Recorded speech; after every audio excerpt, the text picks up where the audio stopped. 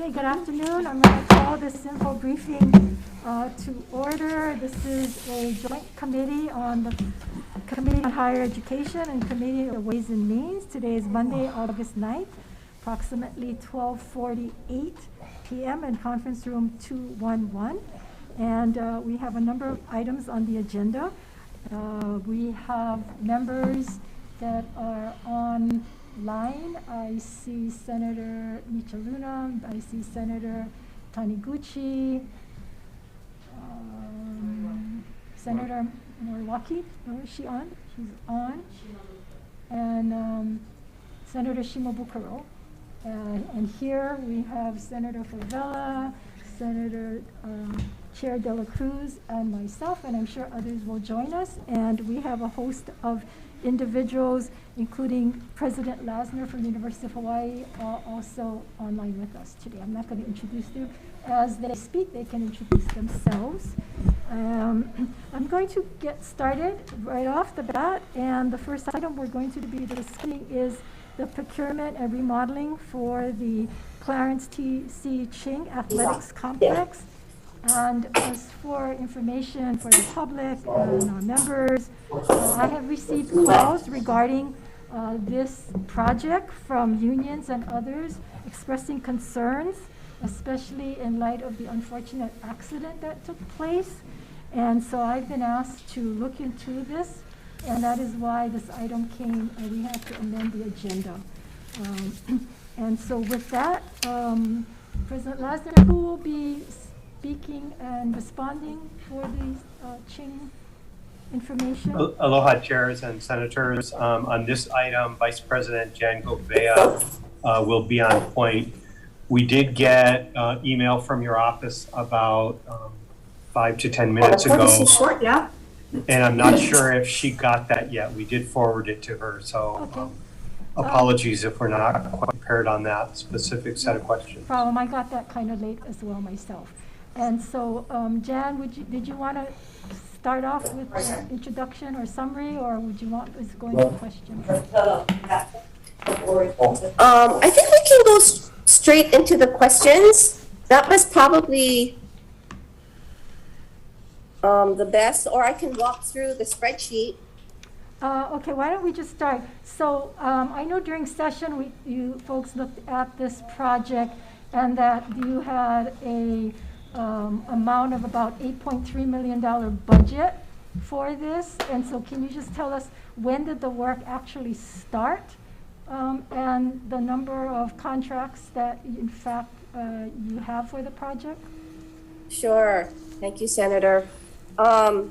So this really, we were, I think, quite fortunate that when we were faced with this unexpected need to quickly assemble an alternative competition site for our football team, we were really fortunate that we already had 2 projects occurring on Ching Field that we were planning for a couple of years already. The first was our project title for the first project is the Clarence T.C. Ching Replace Artificial Turf Project. And that's the first 2 rows in the attachment that we sent over. It's attachment 1. And yes, in attachment 1.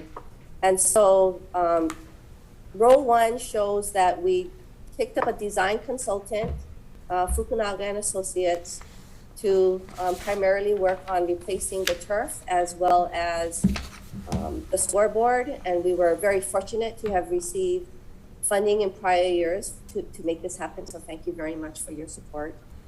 And we also were able to turn that around pretty quickly and bid that project out. So we bid that project out at RMY Construction was the contractor that was selected. And we signed a construction contract with RMY to do this work on March 15th, 2021. And at the same time, and that was primarily turf work and in the center of the field. Then at the same time, we always had this Clarence T.C. Ching Phase 2 project, which are the next two rows in attachment run. So row 3 and row 4. And that is, we actually constructed or started the construction of Ching Field back in 2010. And that was phase 1 of the project. And we finished that probably close to 2012-ish. And then with the starting the phase 2 work, which was to complete the build out of some of the press boxes, the concession areas. Those were the unfinished areas with phase 1. And so we bid out that work this year, and we awarded that construction contract work to F&H Construction, who's also listed on the spreadsheet. And so both of those projects, the field work plus the structure work, those were already planned and ongoing when, again, we needed to kind of pivot quickly and be able to support additional improvements to Ching Field so that we could play football this fall. And we did those improvements through change orders to either a combination of the RMY construction contract as well as the F&H construction contract. And I say we're fortunate because we probably would not have been able to have moved this quickly if these projects were not already ongoing. There was a brief moment where we thought about doing, something separately, but then we'd have 3 contractors on a pretty small site. So it all just kind of worked out nicely where we were able to, again, process amendments to these contracts so that we could install additional bleacher seating, as well as improve, add more electrical, because we're going to need more lighting,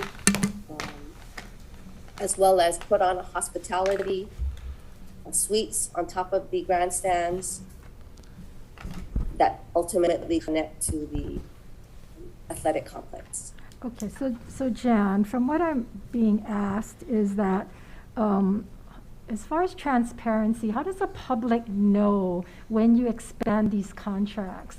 And as these contracts get expanded, can you tell us as the amount that has been expanded to, and where does the public find out where you've expanded these contracts and whether they are within the scope of the expansion of the original project?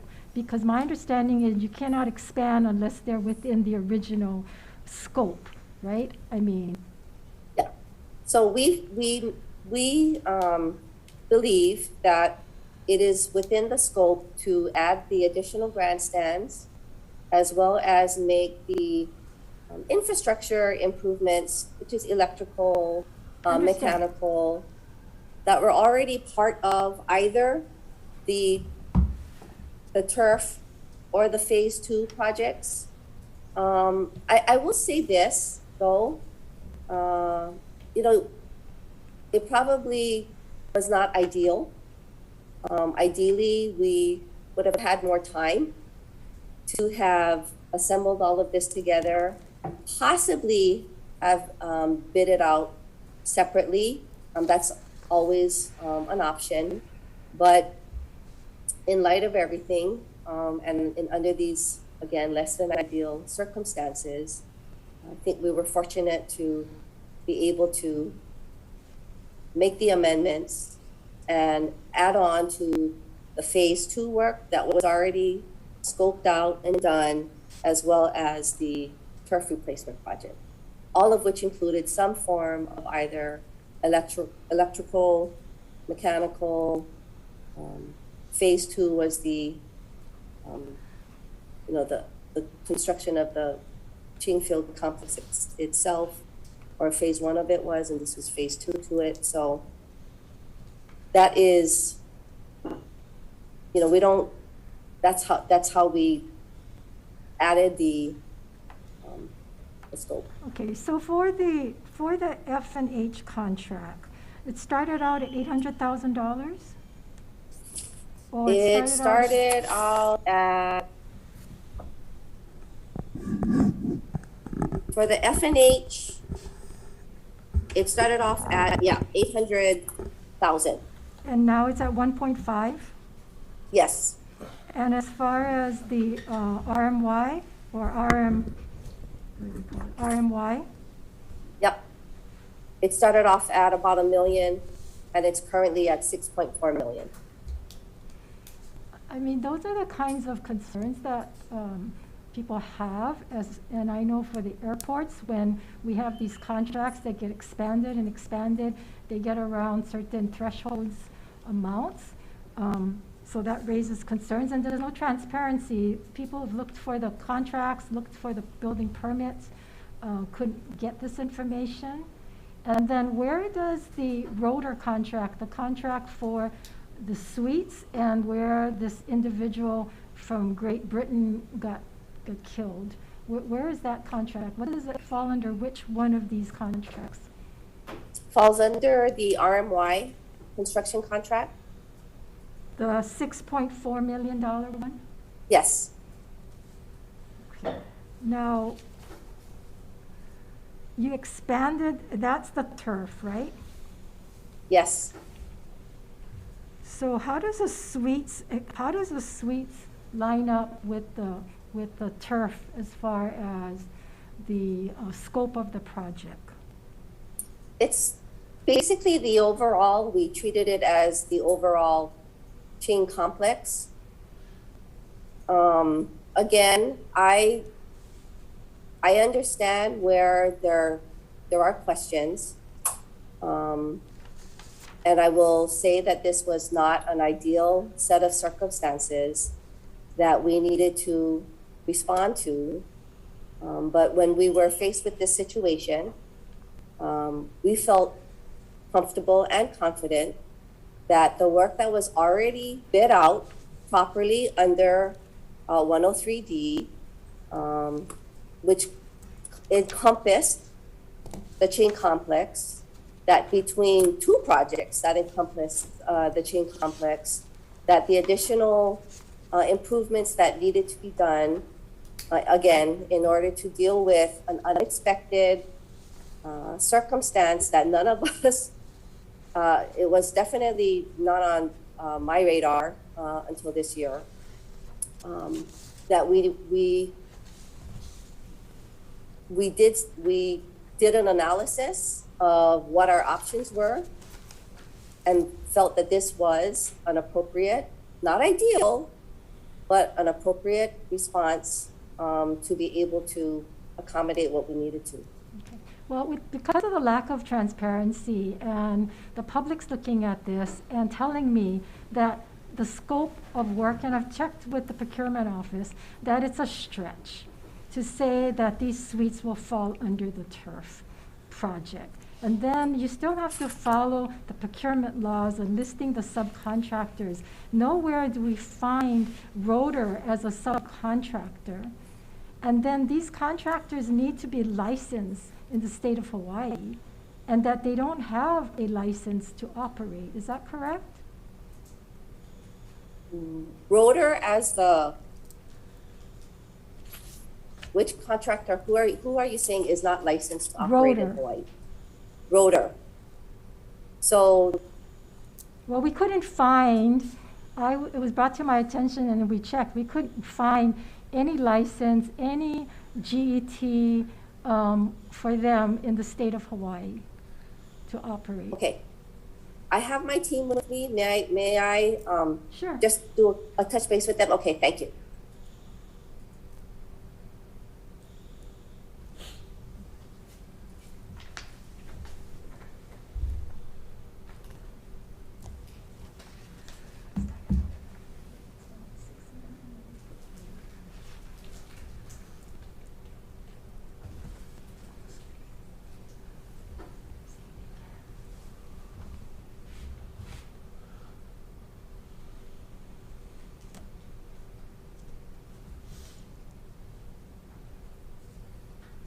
I want to welcome Senator Rcuh, who just tuned in.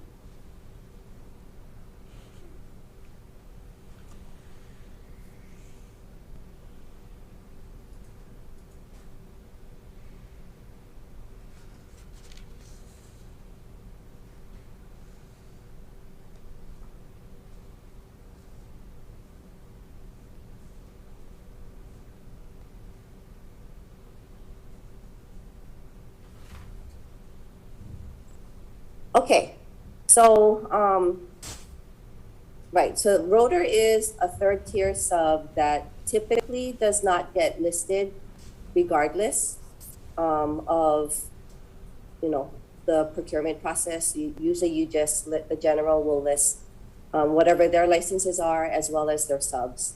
And in this case, Rotor is a third tier sub. So typically they're not identified in any of the documents. However, the work as a whole is performed under the license of the general contractor. And to the extent there's any licensed work that needs to be done, which we believe is the structural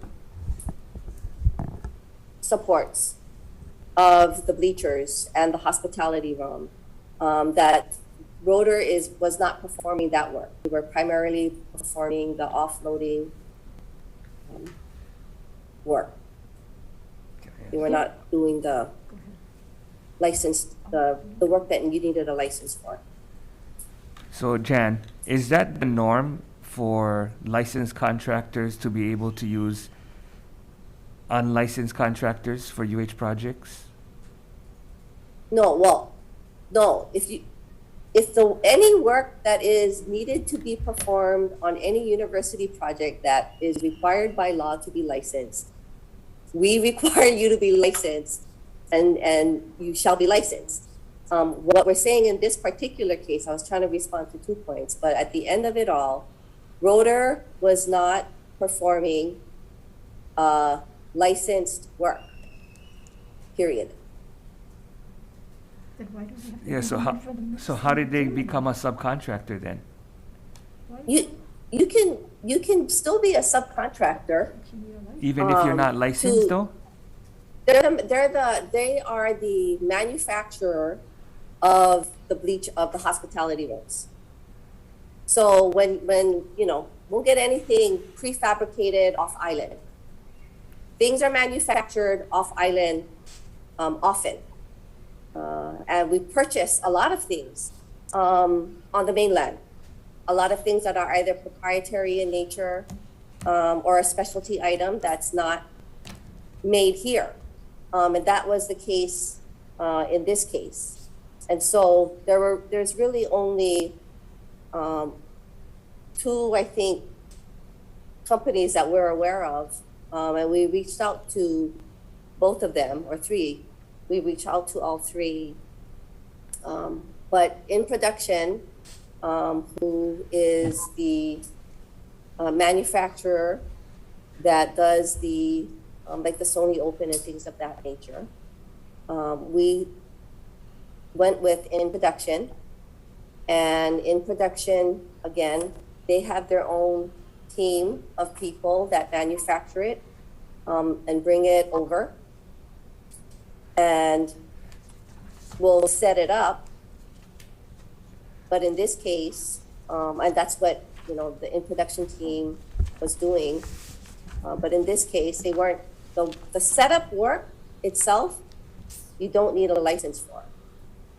Okay, so I guess the fabricated components that the company that you bought it from, Yes.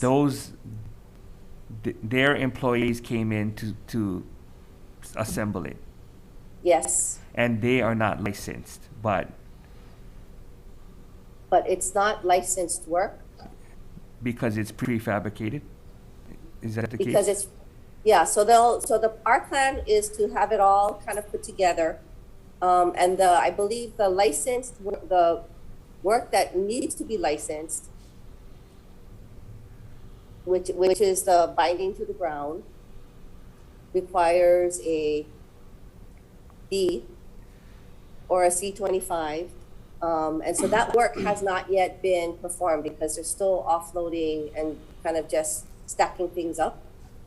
And that does not require, again, in our opinion, a license. And it's the securing to the ground that will require either, again, a B or a C24. And an appropriately licensed person will be Okay, so Yeah. whatever you guys deemed as prefabricated, even though it still needs to be assembled, that you don't necessarily require a license for that. Right. Versus if you guys ended up doing full plan and design and it had to be constructed, then that person would have to be licensed. Probably not, no. I mean, Really? we probably, for all intents and purposes, right, if we went with, oh, wait, no. Okay, hang on a second. Were we not able to? How much is this contract for? Okay. Okay. How much is the rotor contract for? Oh, I don't have that information. We can get that. We don't know how much we're paying? Well, I don't have the detail with me offhand. Well, give me a rough, Sure there is. rough ballpark. $1,000? $10,000? What was it?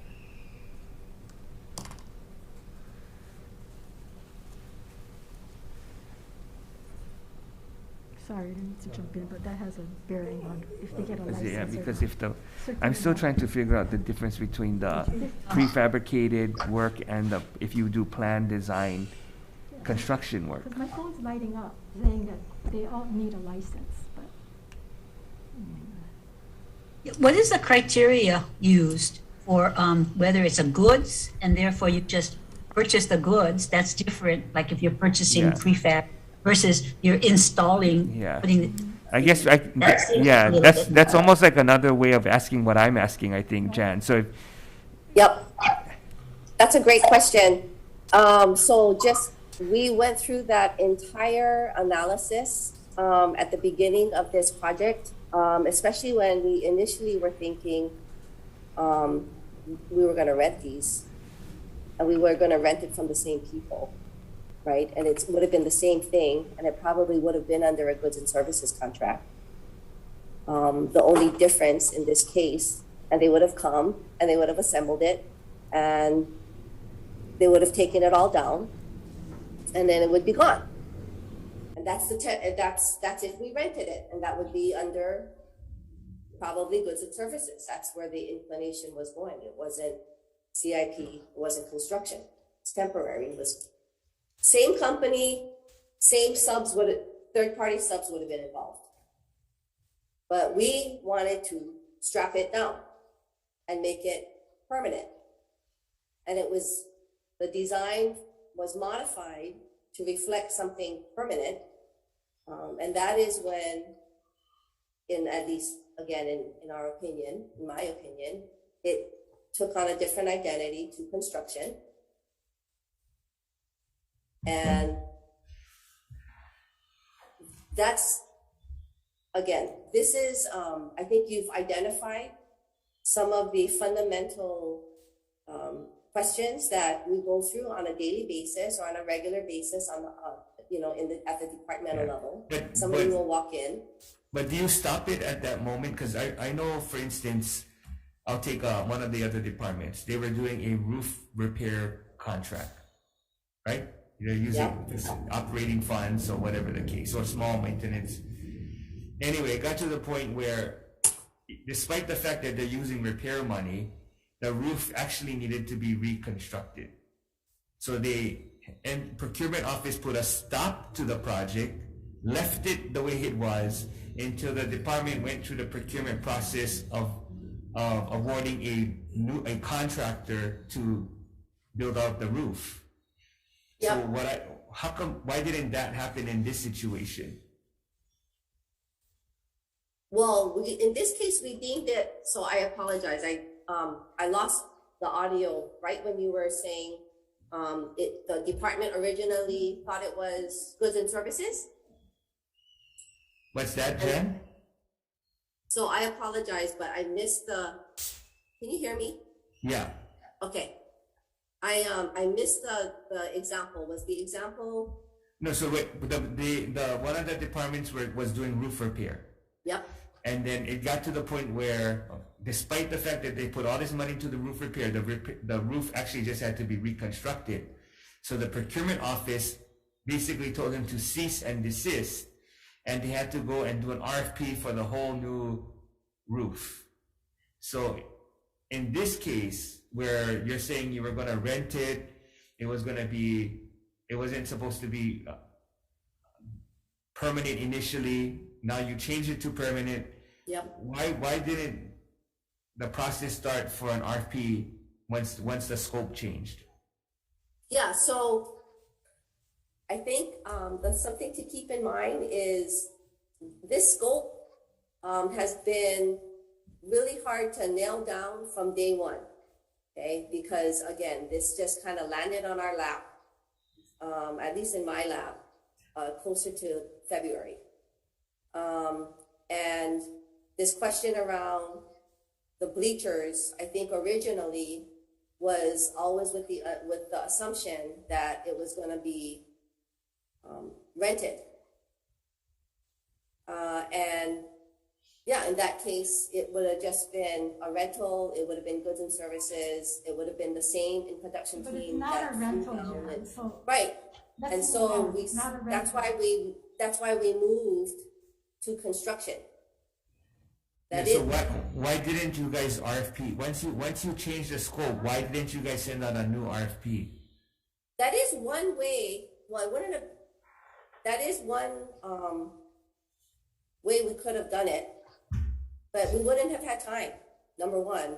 And number two, the more important, I think, consideration is, even if we could bang something out super quick, which I Okay, really did so consider. who makes a decision to say, okay, we're not going to procure it, we're going to just make this decision? Process And it as a team. I'm not necessarily second guessing you. I'm trying to figure out what the line of events and how you ended up determining the course of action that you guys took. Yeah, okay. So we had a situation where, again, we made the decision that this was construction, and I agree, this would not have been a goods and services arrangement. So it's construction. So who decided we're not going to rent it? We're gonna do construction. Who decides that? It was a combined decision between what was kind of in the better interest of No, so who? athletics.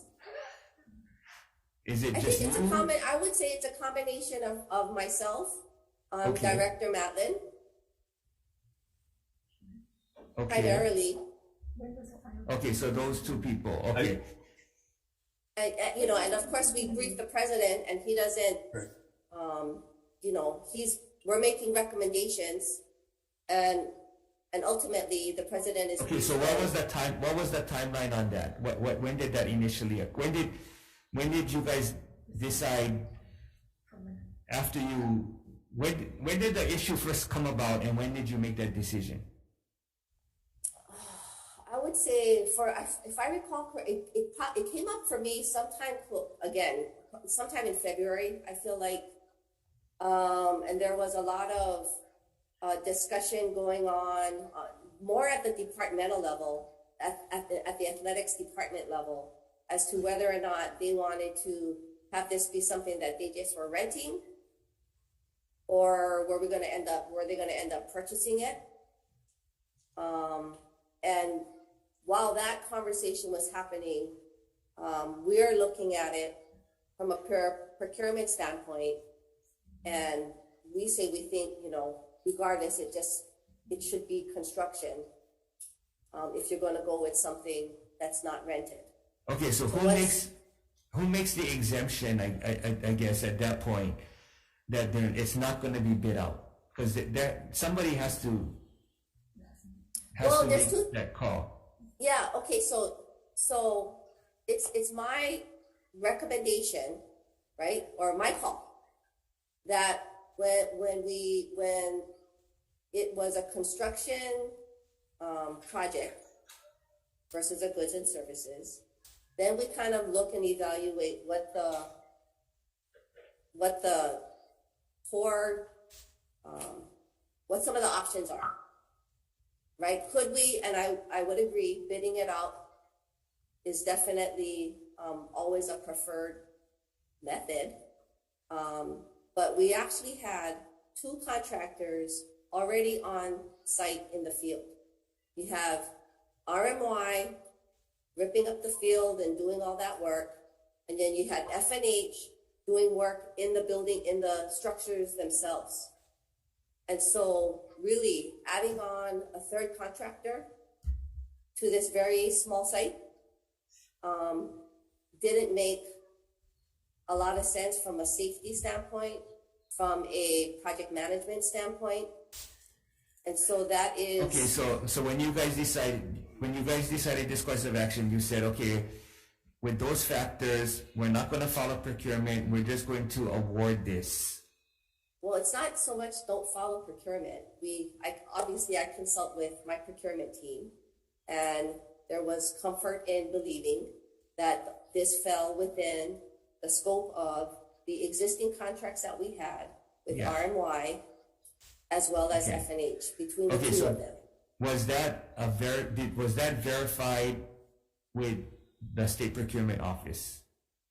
No. At any given time, did you have conversations with the state procurement office? No. At least I don't think so. Okay, and so for athletics, why take so long to determine, oh, let's not rent these, let's just build it? Why did you take so long to get to that decision? Because if that decision was made earlier, then it could have been RFP'd. Or part of one of the other subcontractors RFP. Was that directed towards me, Senator? You said for athletics? Yeah, because it said that the initial determination of rental versus permanent came out of your guys' shop. You gotta look at the timeline. December 12th, we find out that there's no fans at Aloha Stadium. We take about a month to analyze different scenarios, including Maui, playing on the road, and playing here. Once that's done, then we have our initial plan, which was to rent, and then got a lot of feedback from a lot of people that said, renting probably is not the most cost-effective manner, which it turned out not to be. And then by February, we got to that point. So I wouldn't say it was a long, we were moving pretty fast on a lot of parallel tracks. So, that was February then when we made that call. So I wouldn't say that, Okay, so when did the other RFPs go out though? For the rest of the field? Pardon me? March 15th. When were the other RFPs? The RFPs, The first one out on March 15th. RM-wise, did we? Says, on what you sent me, it says March 15th, 2021. So RMY was an IFB, and that went out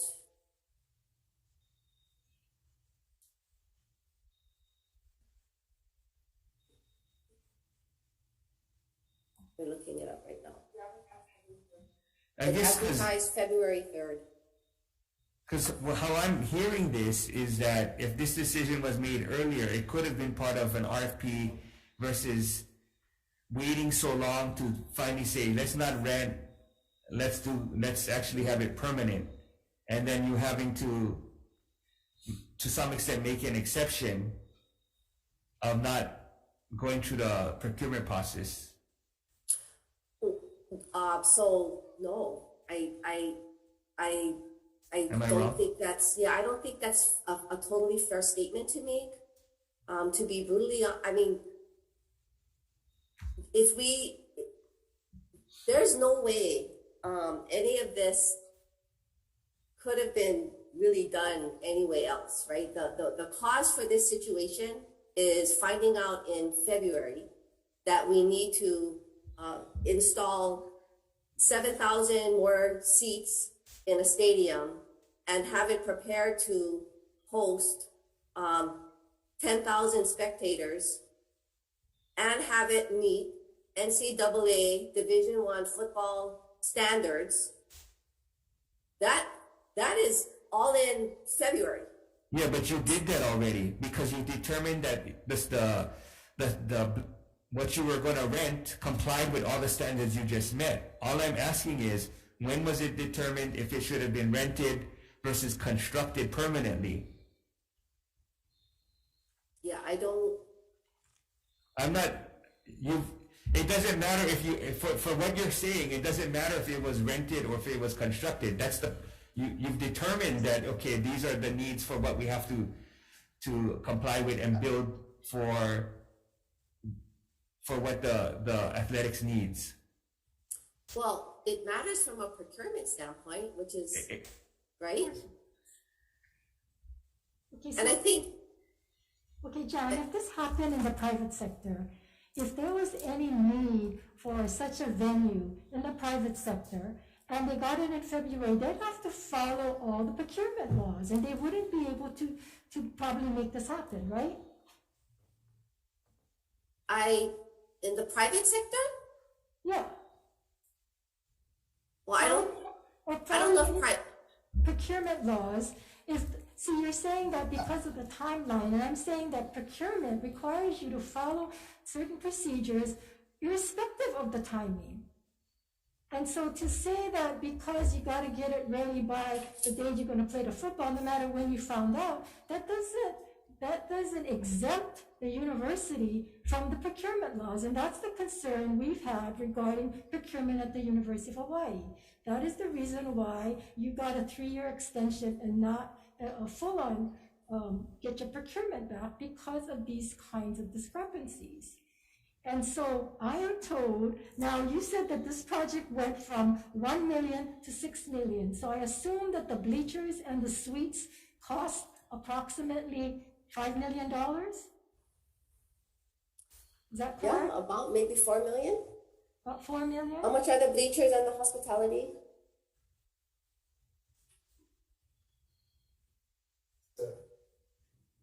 And production is roughly 4.4 million. Yeah, about 4.5 million. Okay, and so, my text has been light up, and I'm told that if it's a subcontractor of a subcon, doesn't matter. Though any work being done over $1,500 needs a license. And then I'm being told that did Rhoda have the proper qualifications, license, insurance, tax to do work? And would this have happened if you followed the proper procurement that you're supposed to? And if they were just offloading, then why do we need somebody from Great Britain to offload? These are all questions that the public, the concerns, and the unions are concerned about. I understand. And I will just say this. In production, again, there are not many manufacturers of bleachers and hospitality rooms. You're not going to get really anybody in Hawaii. But there's people that can offload from Hawaii. You said they're just offloading, but the newspaper said the construction worker of Great Britain was employed by Rhoda, and that they were assembling these hospitality suites. So they weren't just offloading; they're assembling. It is their design, it is their fabrication. And so it is prudent to make sure that the company that makes it is here to make sure that it is installed correctly. But the actual work that requires a license, again, we believe it's a B license or a C25, that would not have been performed by them. And it's setting up bleachers. It's not, and again, and maybe I need to look into this more or understand it. Chapter 444 says that any work over $1,500 need a license. You saying that does not apply? I'm saying it's under the general contractor's license to begin with. That's, But it's, there's our some contract are- is, But there's our some are required to be licensed from what I'm told. Again, these are things that have been reported to me. by Okay, people, so- But Jan, I think you guys are making a differentiation though. You're saying that the people who are installing the prefab material is not considered a contractor, right?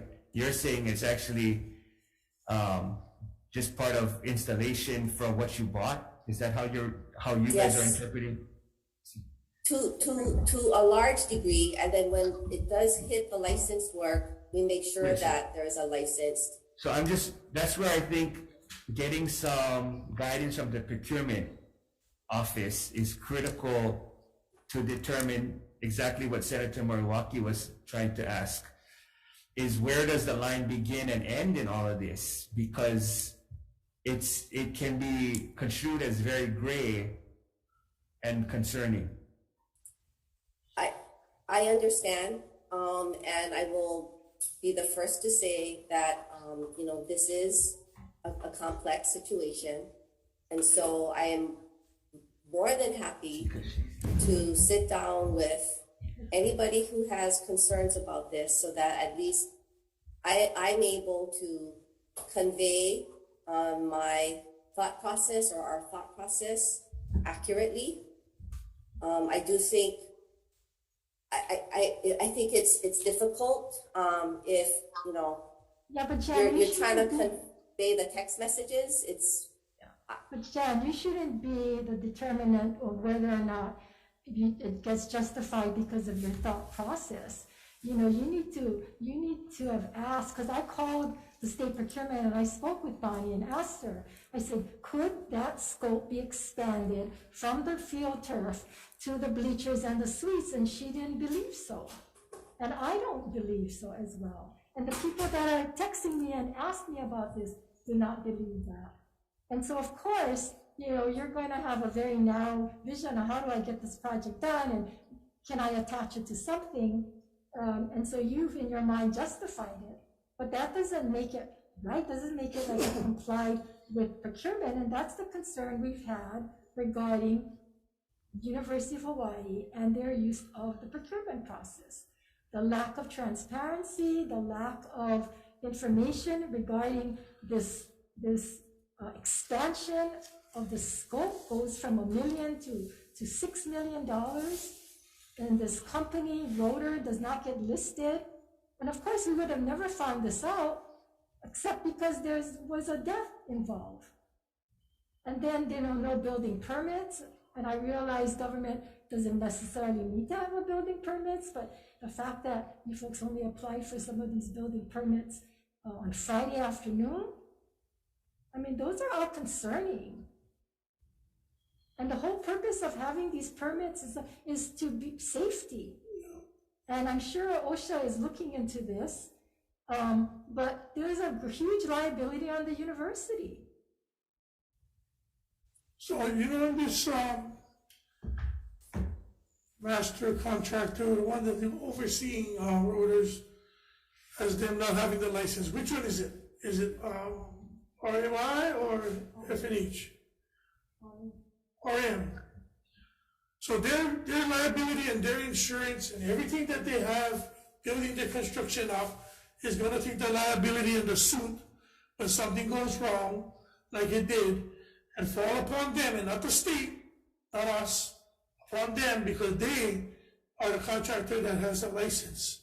So you guys took this, and I cannot understand what Senator Kim and Senator De La Cruz are saying. You guys took this as a vendor, a tent vendor or events vendor. Once you guys decided to construct and put it into the concrete, it became construction. It's no longer a vendor. Like I could be a tent vendor and I'm going to do a tent event, but once I anchor it with bolts and nuts to the ground, it's no longer a temporary structure. It's a permanent structure. Temporary structure is movable and not anchored to the ground. So you said you guys are going to be anchored to the ground. As soon as you guys made it determine that it went from being a vendor and temporary permanent, or whatever you guys like call them, it should have went to procurement.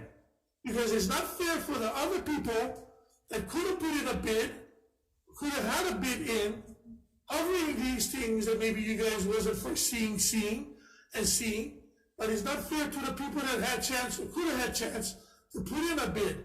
But then, like I said, I look over here on top of you guys subcontractors, okay? They're not listed because you guys got them as a vendor or whatever you guys want to call it, yeah? So, if David's Fencing decided to go with the fencing company vendor that puts together their fence and oversee them as a licensed contractor, you think that they would be getting a lot of jobs? That I would go get somebody from another country to come put my stuff together, and I just be the overseer? Then we will be getting bidding and procurement problems all the way around. Because then I can get around with it and say, you know what, I David's Fencing, I'm going to bring in a vendor to put something together for me. And then later on, I put them in as permanent. You see the kind of norms you guys were putting up over there? By doing something this, bypassing the procurement laws? This is not only this project the University of Hawaii has. Over the years, there's a lot of questionable stuff. Not just this, the library, the demolition of things on campus, but this one right now making news because somebody passed away, somebody died. And then now the liability is going to fall upon who? Who is responsible? You? The general contractor? Right? Us? Who's responsible? Who's going to be responsible now to answer for this loss of life going forward? Well, it is our position that this is all covered under the general contractor's contract and insurance. Yeah, I was just text and it says, our understanding is that the contractor's license only covers the work performed by their employees from their company. We have seen cases of unlicensed out-of-state contractors working for a licensed contractor, and that's considered aiding and abetting of an unlicensed contractor.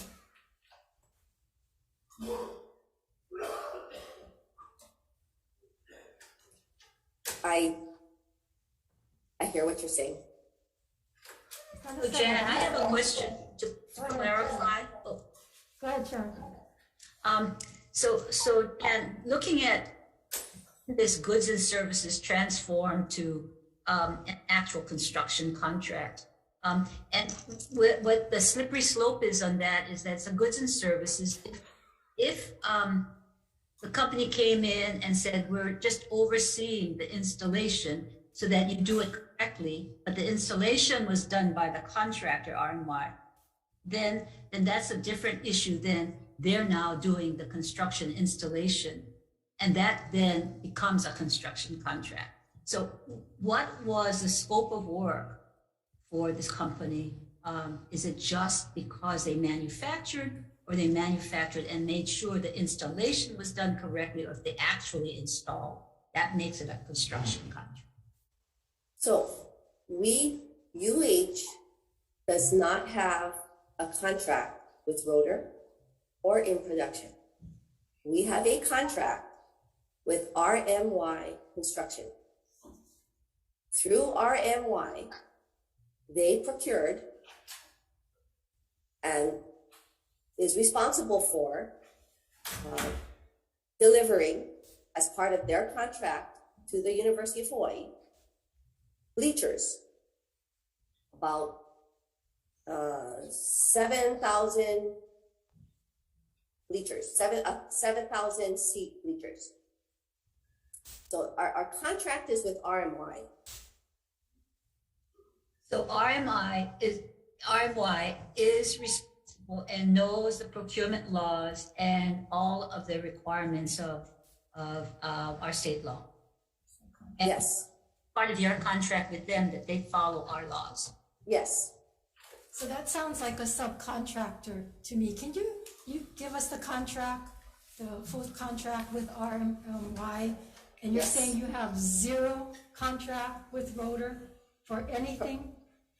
Correct. We have no contract with Rotor or in production.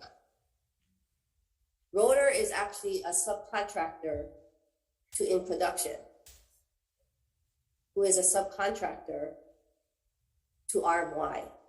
And all subcontractors are supposed to be licensed.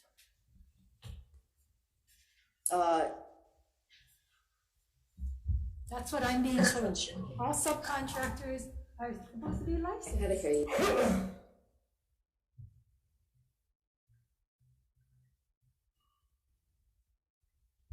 So long as it's a subcontractor, what you're saying is if they said this is good as services and they were, whatever their relationship was, relationship to, So I think it is not as simple as what is being described. I can try to piece together a better explanation of our thinking.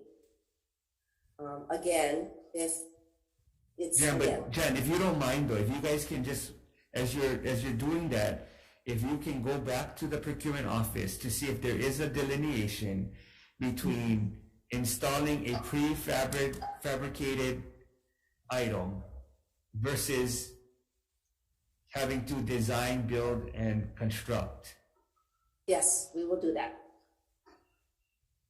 So, I mean, I think it doesn't matter if it's a contractor or a subcontractor for either. Because it's almost sounds as though you're saying they're not subcontractors, they're just installing a prefabricated item. But as long as they're there and they're still having to be involved in making sure that it's installed, to some people, it sounds like that's still basically what a subcontractor would have done.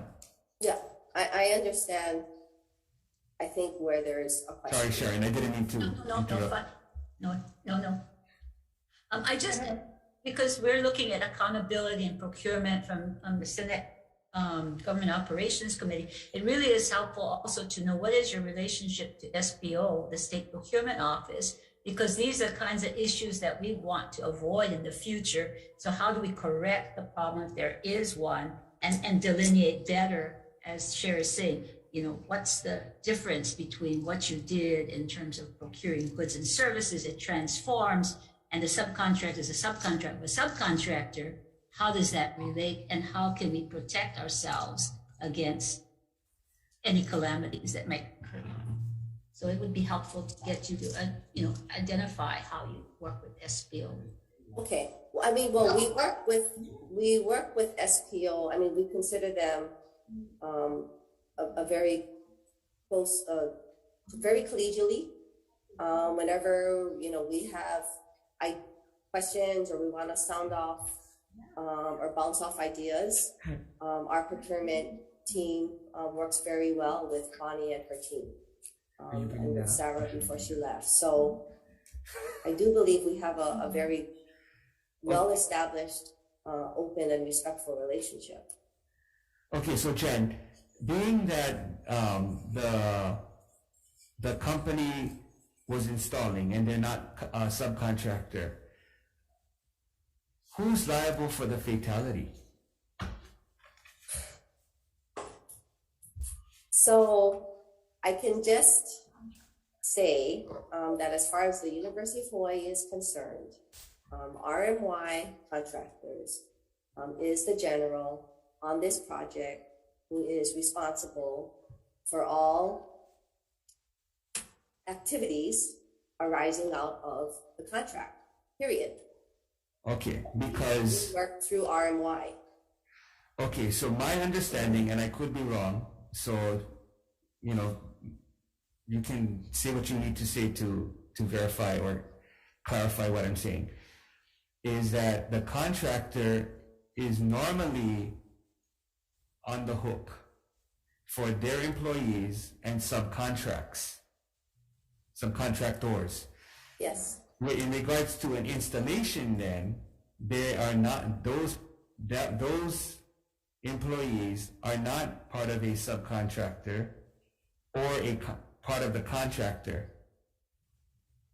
So that's where I think there seems to be another gray area. So, yeah, I need to clarify for the record that it is absolutely our position that the in production and rotor are subs to RMY on this project. Yeah. Okay, so but you just said earlier they're not subs. Yeah, the subs are the installers. Well, Which is it? they're subs to RMY. In production is a subcontractor to RMY. Rotor is a third tier sub to in production. Okay, but the third tier sub I thought was described as not really a sub because you already bought something prefab that you were gonna. My statement about them is they are, whatever work that they do on the project does not require any specialty license to do the work. And that ultimately, this is all managed under RMY's general contractor's license. Okay, so that's what is I think a little bit scary for some people, because if that type of work does not need any kind of license, and then now you have this fatality. So the licensed work, as Senator Favela was very clear or very correct in pointing out, it's the securing that makes it a permanent structure, which triggers the license, and that is not what in production or Rotor was doing.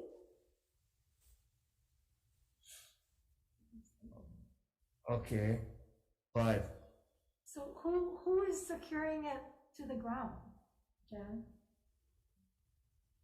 Who's installing it and securing Yeah, it? that work has not been performed yet. I think I don't have the,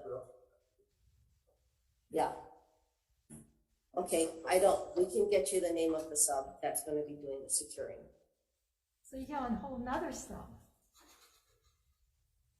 So if we were to have had bought this temporarily and rented it, would you have gone to RMY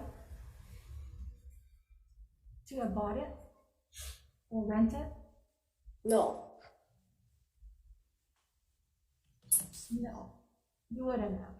But, okay, so on one hand, you're telling us about how this is temporary and then you guys change, and now you're saying, okay, yeah, it is contract, so now you go to RMY when you wouldn't have gone if they were just installing. So it's like the university finds these little justifications to justify your actions, and in normal circumstances, you'd probably get away with it. But because of the fatality that's gone on, because there's a concern of lack of transparency, which is all falls under your procurement. And that is the concern we've had. And so who oversees you? And I guess that's the chief procurement officer, which would then be you, President Lasner. But then who oversees your decisions if you're not going to go to the state procurement office? So you run these kinds of stuff based on your justification on rushing this project through so it can be done, which we understand. And I certainly support us making it permanent. I think I said that during the session, but not under the guise of you're going to rush it through and there's going to be fatalities, just to make the ends justify the means, or the means justify the ends, because that's not the procurement code.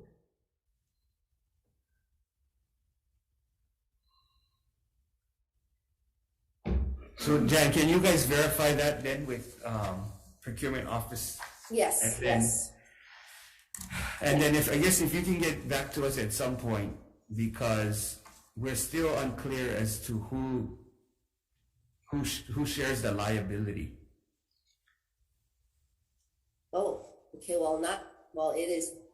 just in case, for the record, it is not the University of Hawaii. So I will just say that. Yes, but University of Hawaii is the deep pocket, and you cannot stop anybody from suing the University of Hawaii, right? And it's a court of law that's going to make that determination at some point, correct? Yes, Anybody can sue anybody, you're right. Okay, so do you think in the future, though, the university would require that even installations of prefab work should be licensed in Hawaii?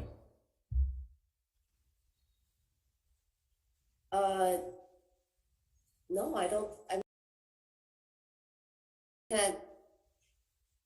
would have to. I would like to, but just offhand, I mean, this gets done all the time. Temporary bleachers are put up all the time. In Production is a commonly used company as well as AST. Yeah, okay. But I thought you said they were permanent now. Right.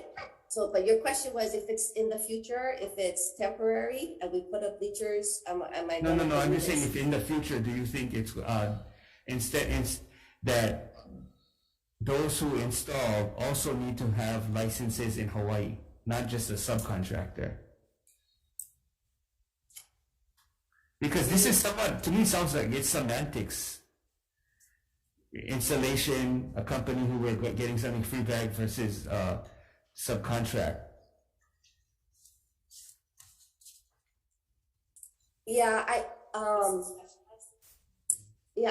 So I think the part, while I really wish I could say yes, I really wish, I don't want to be misleading because we're talking about bleachers that are, this is specialized equipment. And it gets manufactured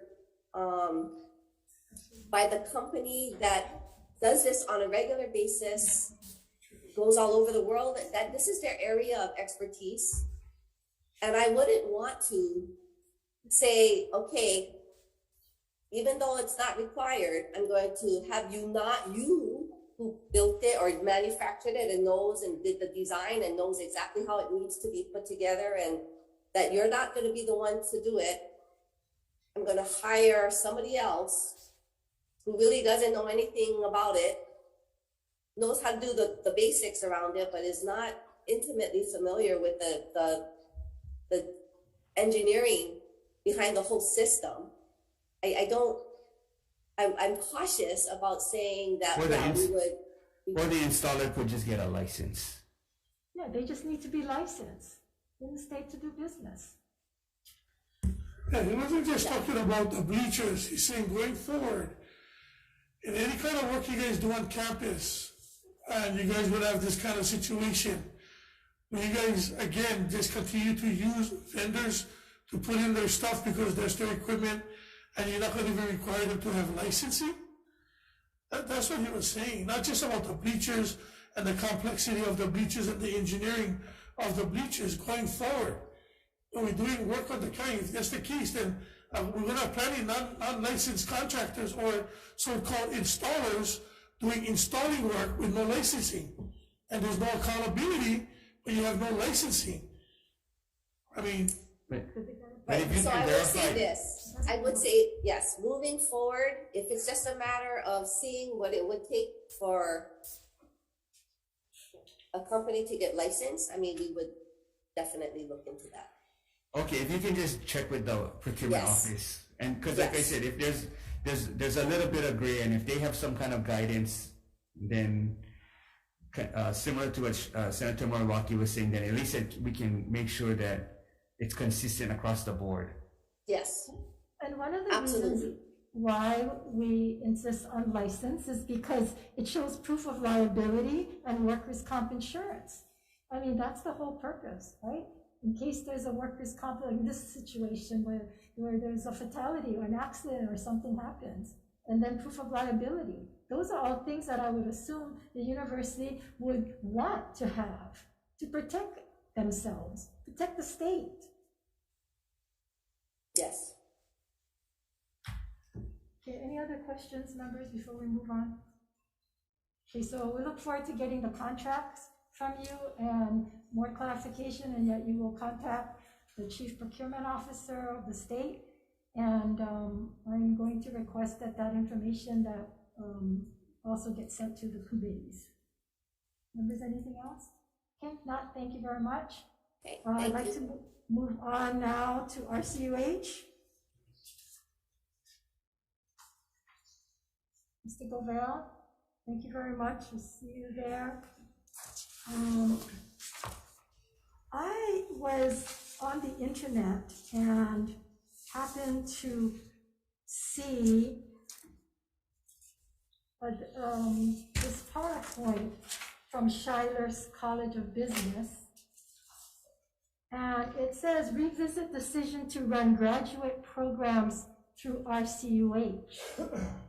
So that got my interest, and apparently found out, based on this PowerPoint, that in 1995, President Mortimer decides that it's okay to move some of these programs to RCUH. And so it appears that graduate programs like the EMBA, Distance Learning, EMBA, MHRM, Vietnam, EMB, are all being run through RCUH. So, and then they say conclusion, with the exception of the new MS programs, keep other degrees at RCUH, could move new MS programs when enrollment justifies investments in additional faculty. So the concerns I have here is that RCUH was never intended to do degrees. RCUH, and I go back to the initial committee report that created RCUH, it's for research, and then we added training after that. But research projects, how can a university confer degrees, the Board of Regents confer degrees for degrees or programs that we're not running? So when did RCUH become an entity to confer degrees?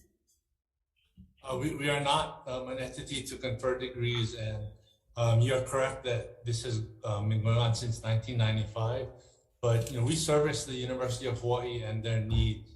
So I'm not sure what the basis of this was, but it appeared to me that the reason why they processed it through RCUH, and President Lasnik can correct me if I'm wrong, is that there was an audit finding back then that whoever was processing those types of things in the past weren't doing it properly, and they decided to pass it through to RCUH to handle it accordingly. And I think Director Nelson Sakamoto under my HR does recall some of that. He's one of the few people I think who was around back then.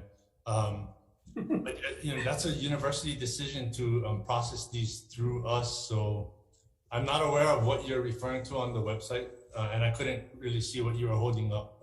Apologize for that.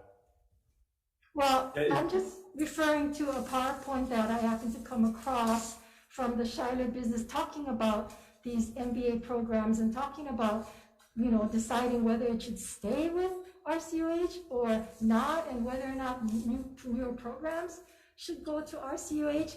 But I have been concerned, and I know, people are familiar with that, especially when RCUH took on West Oahu construction, that over the years, RCUH has expanded their areas that they're in when it's supposed to be narrowed down to research and training. And I was assured under your predecessor that those things were going to be narrowed down, they weren't going to be expanding, and it's not up to the university to decide what you should take on. You need to look at what is within the responsibilities and within your scope that the legislature have given you.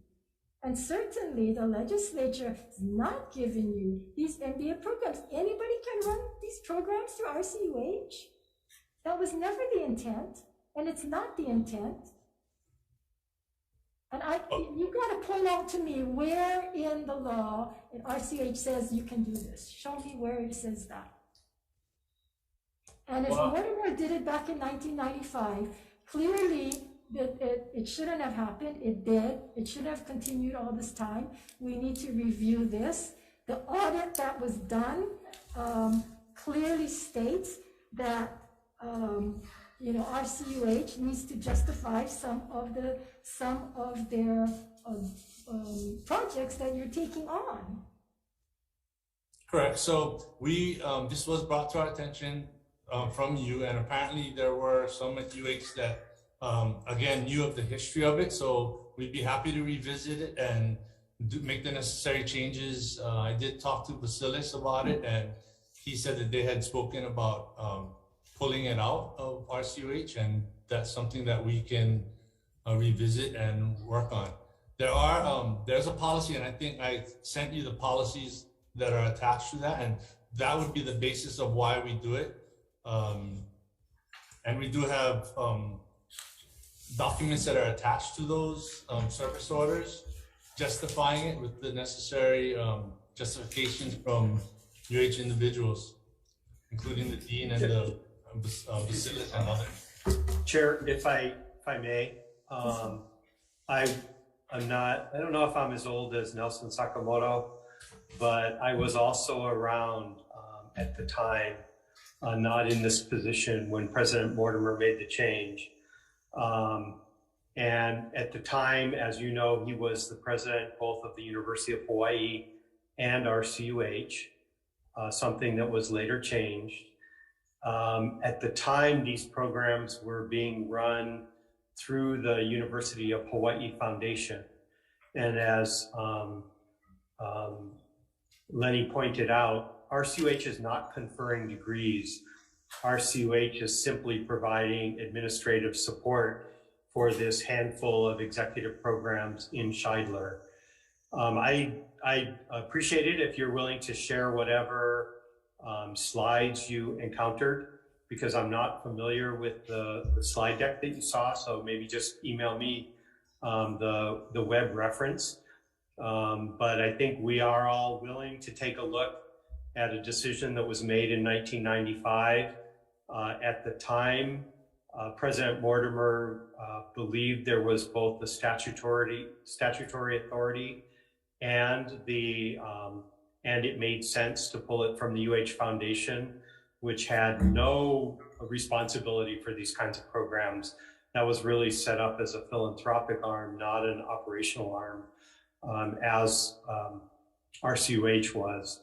And we don't have any problems revisiting decisions that were made, 26 years ago to see if they're still appropriate for today and are willing to do so.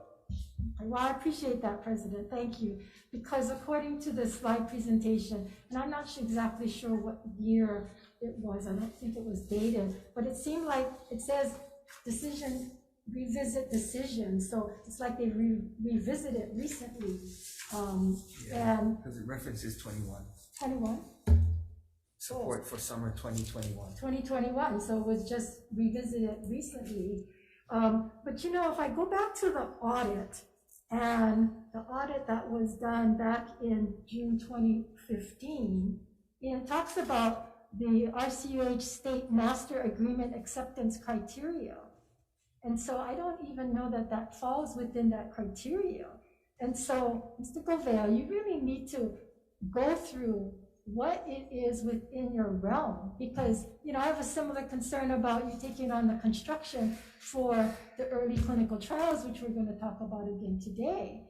But it seems as though every time it seems convenient that the university will run stuff through RCUH because you have procurement exemption and other kinds of things. And that was never the intent for RCUH. And if you don't want us going back in and narrowing you down by law to be more specific, then you need to clean this up. And I thought we cleaned it up a couple years ago after after Western Wahoo. Because there are a lot of programs being run through RCUH, and I'm going to bring that up also about a number of positions that are being run through you guys that have no connection to being research.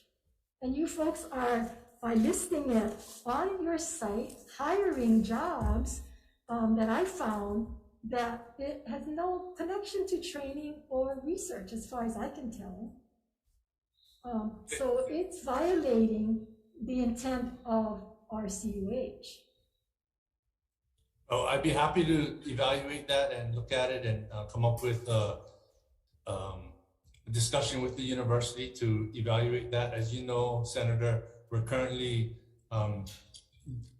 meeting in a chair with Basilis and others to evaluate the internal agreement that we have and numerous issues that are associated with that internal agreement. And that is underway right now. In fact, we have another meeting tomorrow and or this Wednesday, I believe.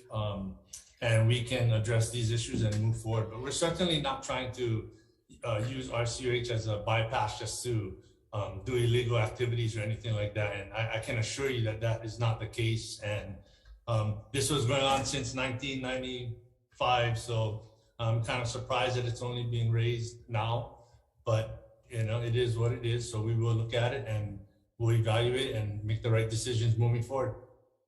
Okay, well, I don't like the word illegal because I don't necessarily say this is illegal, but certainly not within the realm of RCUH. It's only brought up now because it's only now that we're made aware of it, or I'm aware of it. I mean, I was shocked to find out that this was going on. And that's the whole thing with RCUH. You folks have grown so large, so big, so many employees that we cannot keep track. There's no transparency as to what kind of roles you guys are playing. And so I understand you have an internal agreement which you cited, but the question that I asked is not related to your internal agreement. The questions I asked is related to the state RCUH master agreement acceptance criteria. And this was created to make sure that you check off every one. It says, project qualifies for RCUH services if it has all of the following characteristics. And the number one is scope of the work is beyond the existing capacity of the requesting agency. And so you're telling me that the requesting agency, the university, does not have the capacity to do these MBA programs. And not just MBA, but also study abroad is being done through you guys. You know, I don't know what else. Are we going to have law degrees done through you guys in the future? Maybe Basilis, can you respond to this, Basilis? Trying to stay out of it, Sandra, but I can respond to it.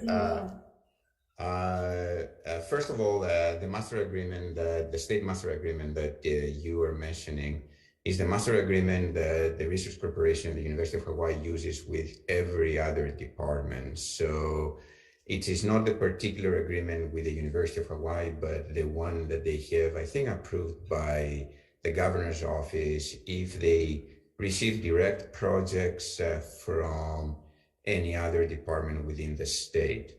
The program that you referred to, Senator, it is through our revolving funds or service order funds. So these are UH funds that are administered through the Research Corporation of the University of Hawaii. This one, as the president said, maybe it is time to rethink its usefulness. The university is within the 21st century.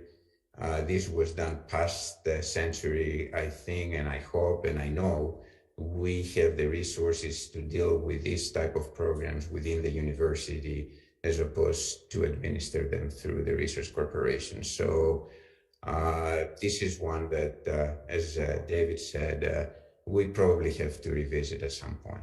Okay, answer this question. So who decides what the tuition will be for these courses? I don't know the answer to that, Senator. These were approved by the Board of Regents, Chair. The Board of Regents approve a tuition for something that you guys aren't actually teaching? These are university programs with tuitions approved by the Board of Regents under the executive education provisions. So where does the money from these programs go? It goes to RCUH. So it doesn't get deposited? Okay, so UH Regents set the tuition, yet the money doesn't go to UH, it goes to RCUH. For processing, we don't get it and put it in our pockets. We process whatever amounts that they're putting through, depending on the situation, because we're talking about many different types of situations. including hiring of individuals or procurement or a whole slew of different things. So Brings that's up why. other questions I have. Correct. So that's why when we were provided with the request, the response to that, if we were to do it officially and legally, any and all documents relating to any of these questions are a ton of documents. So we could not provide that to you, over the weekend. Okay, so you folks keep the tuition money to use for whatever you need to do. So do we also pay you the management fee of 3.2%? No, so like I just said, we don't keep the money. So they don't give us the money. It's processing funds through a revolving account so that whatever school has that account, they can use it to do what they're doing depending on what they're doing. So I have Director Glenn Yee online if you want to get into the details of that. And if I'm misspeaking, but I'm pretty sure that that's a good, accurate description of how it's run. And again, there's a lot of different things that could be going on under each project, including but not limited to paying for salaries and procurement of goods and services, etc. The tuition does not get deposited into the University of Hawaii Tuition Fund. No, it's deposited into an RCUH account by this school, and then that money is used to pay. Okay, so it doesn't get deposited into UH, it gets deposited to RCUH. Does the university pay you a 3.2% in addition? Do we get any of that? I'll defer to Glenn for that. I don't think we get that for everything, but we do get it for some things, and Glenn can answer that. Right, for the revolving accounts, as it was pointed out, we get 3.1% of the expenditures that are run through the account or to recover our costs. Okay, so the tuition money gets deposited into your revolving account, RCUH revolving account. All of that money gets paid out for salaries and whatever as to run the program. Is there any leftover monies from that? It stays in the revolving account? There may be, but that goes back to the college in which the revolving account was set up for. So RCUH, we hold it in trust. So in other words, the college itself has the rights to pull that monies back. It's not like we are free to use it for whatever purposes we want. It is owned for the college. What is the cost of this program? You said 3.1% of the cost. So what would that cost be? It's 3.1% of whatever expenditures are run through. So for the list that we provided, in that, I think our letter to you, total expenditures, I think we're about 3.9 million for all of those accounts for fiscal 2021. 3.1% of that is about 98,000 is what. Sorry, how much is it? 98,000 approximately. That's the amount that we take to pay for our, staff salaries, rent, etc. Okay. So now, and I don't know who can answer this. I don't know if Basilis or Mr. Govell. So now, who gets hired to teach these classes? The UH faculty that teach it normally under UH? Senator, I don't know offhand. I have to see the payroll, but maybe Nelson does. Or even Nelson, you're on mute. Do you know who is hired on those? Is it UH faculty? Some UH faculty, as well as faculty from other institutions. And so the UH faculty, can you get us the percentage of UH faculty? And are they being paid a higher rate, a different rate than what they normally gets paid to teach these classes under UH? In some cases, I believe so, but I would need to check to get that verified. Okay, so we hire the same people that's teaching it under UH. They're on salary. They get paid more. They become RCUH employees. Is that what happens? In addition to being UH employees? For teaching specific classes, yes. Do they get benefits on RCUH side? No, No, it's just plain salary. plain salary, correct. On RCUH. So how does that affect their workload? So if I have a professor that only teaches 8 to 12 credit hours, and yet they're teaching at RCUH. No, they're teaching at Scheidler. They're not teaching at RCUH. So they are teaching courses at Scheidler. Right, but they're College of getting Business. paid a different rate. So, and there's a, isn't it considered like a dual employment or outside employment? That is correct. And if you look at President Mortimer's memo, that is what is addressed there. Okay. That it is recognized as dual employment and outside employment. Okay, and then so the regions have policies that says there's a limit as to how much outside employment that you can have. Correct. And so my concern is that if you're already having faculty that's not teaching the full complement of the 24 credit hours, and then is getting paid additional amount over and above the salary for teaching 24 credit hours, and getting paid more to teaching these additional classes, and getting paid separately, isn't that a concern? I would defer back to the university to respond to that, Senator. Mr. List, is that a concern? Can we legally do that? The University of Hawaii has no policies on dual employment. We only have policies on outside employment. In our federal funds, for example, all UH employees are UH employees, whether they get overload or they work on this during the 9-month salary. So within the federal funds, we don't have that question. Within other funds, I don't know how it is handled. But if they do have outside employment, they should actually do two things. They should fill out the Form 50, which is the official university form for outside employment. And before they do that, if you see in our policies, they need to attach to that Form 50 a plan explaining how that outside employment does not interfere with their day-to-day duties, and they need to submit that form to the chair of the department for approval, because the chair usually does teaching loads and workloads, Senator, and then the second approval is by the dean of the college. So there is a rigorous process from our side of how faculty does outside employment. Can we have copies of those forms? Yes, I can. I can. At least I can give you the policy and the forms. For all outside employment for faculty.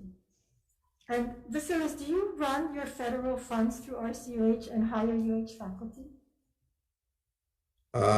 Yes, we service order our federal funds through RCUH, and our UH faculty is UH faculty. We hire our UH faculty as UH faculty. It's not a different project. These are UH funds. I don't think. Are you able to pay existing faculty over and above their existing salary at a different pay rate with these federal funds? No. No, we don't. We wouldn't be allowed to. Chair, if I can, this is one of the issues addressed in the 1995 Mortimer memo that explicitly authorizes the consideration of the outside employment approach for faculty in the executive education programs. I can't explain it. I'm just telling you that is what was decided in 1995. I understand. Under which we've been operating, and that we've, agreed we need to look at. Someone did find the PowerPoint that you found also. And that was a consideration last year from the administration as to something to look at moving forward. We have had our hands full with a COVID crisis and a budget crisis. So it's less than a year since that consideration was shared with the business school. Okay, thank you. But going back to the list, so you're saying that you cannot pay existing faculty over and above the existing salary a different pay rate with federal funds. Why is that? Because our extramural funds are UH funds. So the federal government considers those, as I said, though they are administered by RCUH, as UH funds. So if they're UH funds, you can hire UH employees on these funds as RCUH employees on a higher pay rate. How can we justify this in the situation where you just told me, not you, but whoever told me, that the tuition money is UH money? So how can we hire faculty and pay them a higher rate with UH money if that's the case? What I suspect is that at the time of 1995 that the president mentioned that memo, the program was classified by President Mortimer as an outside employment and therefore not as part of the UH funds, like it was a program outside the University of Hawaii operations. That's the only way that it would be justified in my mind, and that's what I thought. I think, I haven't read the memo, but that's what I would think President Mortimer was articulating. Okay, and I can understand at that time, but it's been many years, and we've had audits come out talking about the role of RCUH, and I would think that somebody would catch this. I just hate to be the one that always catch these things, but she really does, Shouldn't we be monitoring? Shouldn't we be monitoring ourselves? Senator De La Cruz, we have the scars to show for it. Come on, I mean, it's just, and some of the stuff is brought, not this, but other things are brought to my attention because, we're not aware and we become aware of it. And I mean, I don't want to necessarily always be the one that's, trying to hold you accountable, but I would think you'd want to hold yourself accountable to these things. If you don't want to lose RCUH and the ability, I told the HTA this way back when, that if they're not going to be careful, one day they'll lose their dedicated funding. And guess what? That happened this year. So you are getting legislators who are demanding more and more transparency and want to make sure that you're following your role, your responsibility that is given to you by the legislature and by statute. And so I hope you folks will take that seriously at looking at making sure that you folks are in fact doing that. And again, it's in the best interest of the state, of our students, and of the University of Hawaii. Senator, the only thing I can say is that we understand, and as far as we're concerned, you said in the beginning, RCUH was set up to support research within the university. And we would never, at least our sub would never want to do anything to jeopardize the authority that RCUH has, because without that authority, it would be close to impossible to execute our federal funds. Yes, and we don't want to take that away from you. No. All we ask is that you do what was intended by the legislature in giving you folks that power, and don't misuse it. Because we come across these kinds of things time and time again. Understood, Senator Kim. We are looking at everything right now. We're going through our next strategic plan for the Research Corporation, and we're going to work closer together with the university, including President Lasner and Vasilis and others, to come up with a good plan moving forward. And we'll do our best to address this and other issues that haven't been dealt with for some time.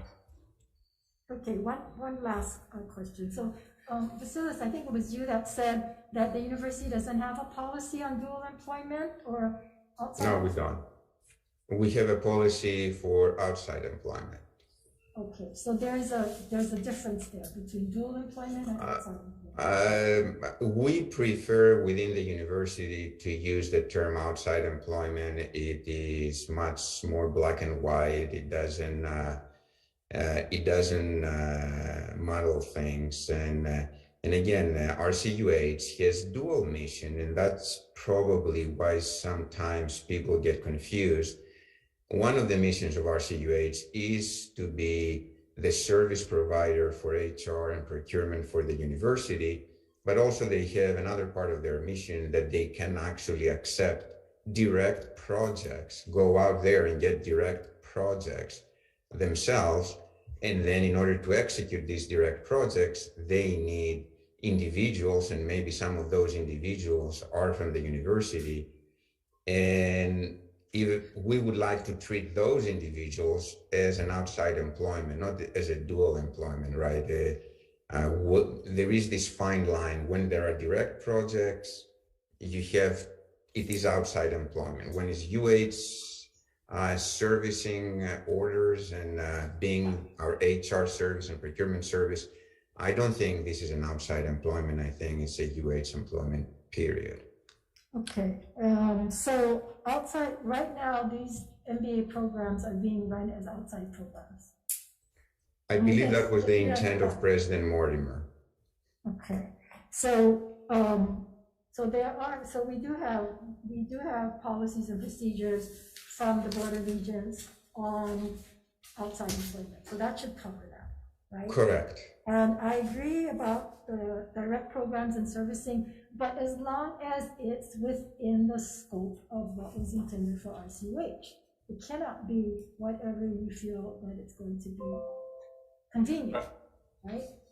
And Senator Kim, if I may, we've been taking a closer look at all of these, and recently we've rejected a few of them that didn't meet the standards. So we are taking this seriously, and we do have a dual employment policy under RCUH as well that works alongside the UH policy. So I just want to ensure that folks are aware that we do take this seriously, and we are looking at it. And unfortunately, some things just don't meet our criteria, and others do. Okay. Senator. So I guess, how often does RCUH review the programs to make sure that they're consistent with the statute? Which programs are you talking about? All of them. All of them. I mean, shouldn't there be a review annually to say, or somewhat regularly to instead of it having to come up in a committee like this, the RCUH board reviews it and says, okay, it meets the criteria or it doesn't meet the criteria? Each of the projects that come through us on the direct project side gets reviewed and evaluated by our team, and it comes all the way up to my level.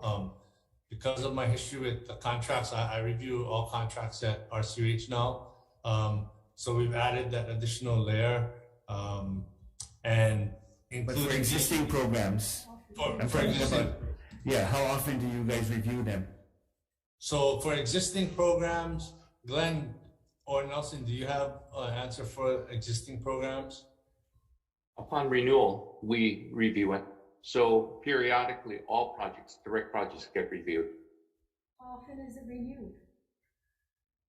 So how often is that? Is that annually or semi-annually, several years?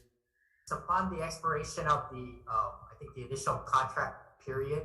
So if it runs, say, for 2 years and it gets renewed at the end of 2 years, it's then reviewed at that point, for acceptability. So when was this MBA program reviewed last? The MBA program is a revolving account. Okay, so under the so what about those then? All the revolving accounts often do. So revolving accounts, I believe, is actually, I think it's annually. It is renewed annually in terms of review. Yeah. But you didn't catch this one. Actually, Senator, I can answer that because these accounts, the revolving accounts, service accounts, are accounts that actually reviewed by the university before sent up to RCUH for execution. Those accounts by our policies are reviewed once a year by the end of the fiscal year.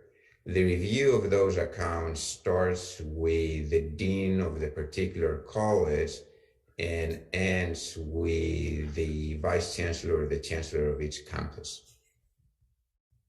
No, okay, so on the RCUH end, if they're reviewing it annually, just like how it was brought to your attention with the Scheidler program, who's going to say, you know what, after reviewing this, even though we've done it for 30 years, it doesn't really meet the criteria of RCUH? So that is review. It comes to us and our people review it, and based on the standard, Glenn can answer this. I'm not sure if we've rejected any of these. Yeah, but your people said that they only review it upon renewal. Well, that's two different programs. Some of these programs are annually because they're in the revolving fund. So, Senator De La Cruz, that's two different issues. One is this revolving funds, and the others are not. So the direct projects come. We don't have a ton of direct projects, so those come and go, and oftentimes they don't get renewed. But that's a different. These revolving funds have been in existence for some time. Some of them. So who checks them? That's like Vasily said, on a yearly basis, they approve this and send it through to us. So when it comes to us, we have a form that's executed. I think I attached a draft of, let's see. So why wasn't this caught sooner then, that it doesn't meet the criteria if you check it regularly? I think that we're not on the same page as far as you folks are concluding that it doesn't meet it. And I believe all of the University of Hawaii people, including RCUH, believes that it does meet it because of the memorandum that is, from 1995. So that's something we have to. But the statute has to supersede the memorandum. So I don't think a memo supersedes law. Correct. Senators, all I can say is that in 1995, the determination was made that this did fit the statute, which had recently, at that time, been amended. I don't know how it has been amended since then, but this was part of an explicit plan. My understanding, again, 25 plus years ago, that these programs did fit at RCUH. Yeah, so what I'm asking then is why isn't it being reviewed regularly to ensure that the programs are compliant with the recent or most up-to-date statute? Instead of the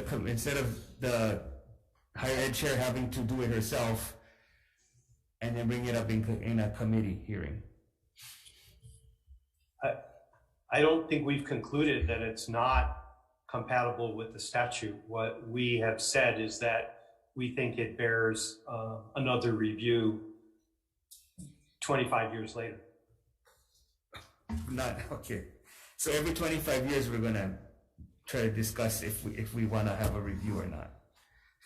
No, so we'll take a look at it and we'll determine with between RCUH and UH what the new standard will be, and we'll continue to review it every year. But we will take your considerations, your points into consideration moving forward, and see if there's differences that we have to accommodate for, including running this past our council. So we will do that. Okay, so besides the Scheidler program, which other schools have programs similar to this being run by or administered by RCUH? To my knowledge, and the paperwork that we sent to you, that list is the only ones that I'm aware of. And it looks like a study abroad. Architecture has one. And why are these companies being run to the outreach? University, we have an outreach, right? Program? That would be an alternative that we would look at, Chair. To answer Chair Dela Cruz's question, none of the other programs are similar to the executive MBA programs, the executive master's programs. Well, not necessarily the executive MBA program. What I'm asking is if there are other schools that have similar programs run through RCUH. No, they're not degree programs being administered with the support of RCUH. Because is this program, let's just take for example the Scheidler School or College of Business, is this program reflected in the budget that you submit to the legislature?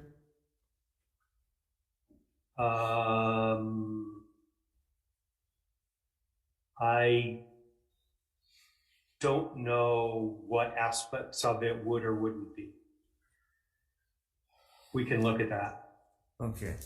I'm just trying to figure out which, and I know the executive director said that he's not trying to circumvent any or bypass any existing system with RCUH, but I'm just trying to figure out if there are certain programs that are in RCUH that are not reflected in the state budget that the legislature would rather see it reflected so that we can have a more accurate view of the expenses and programs at the university.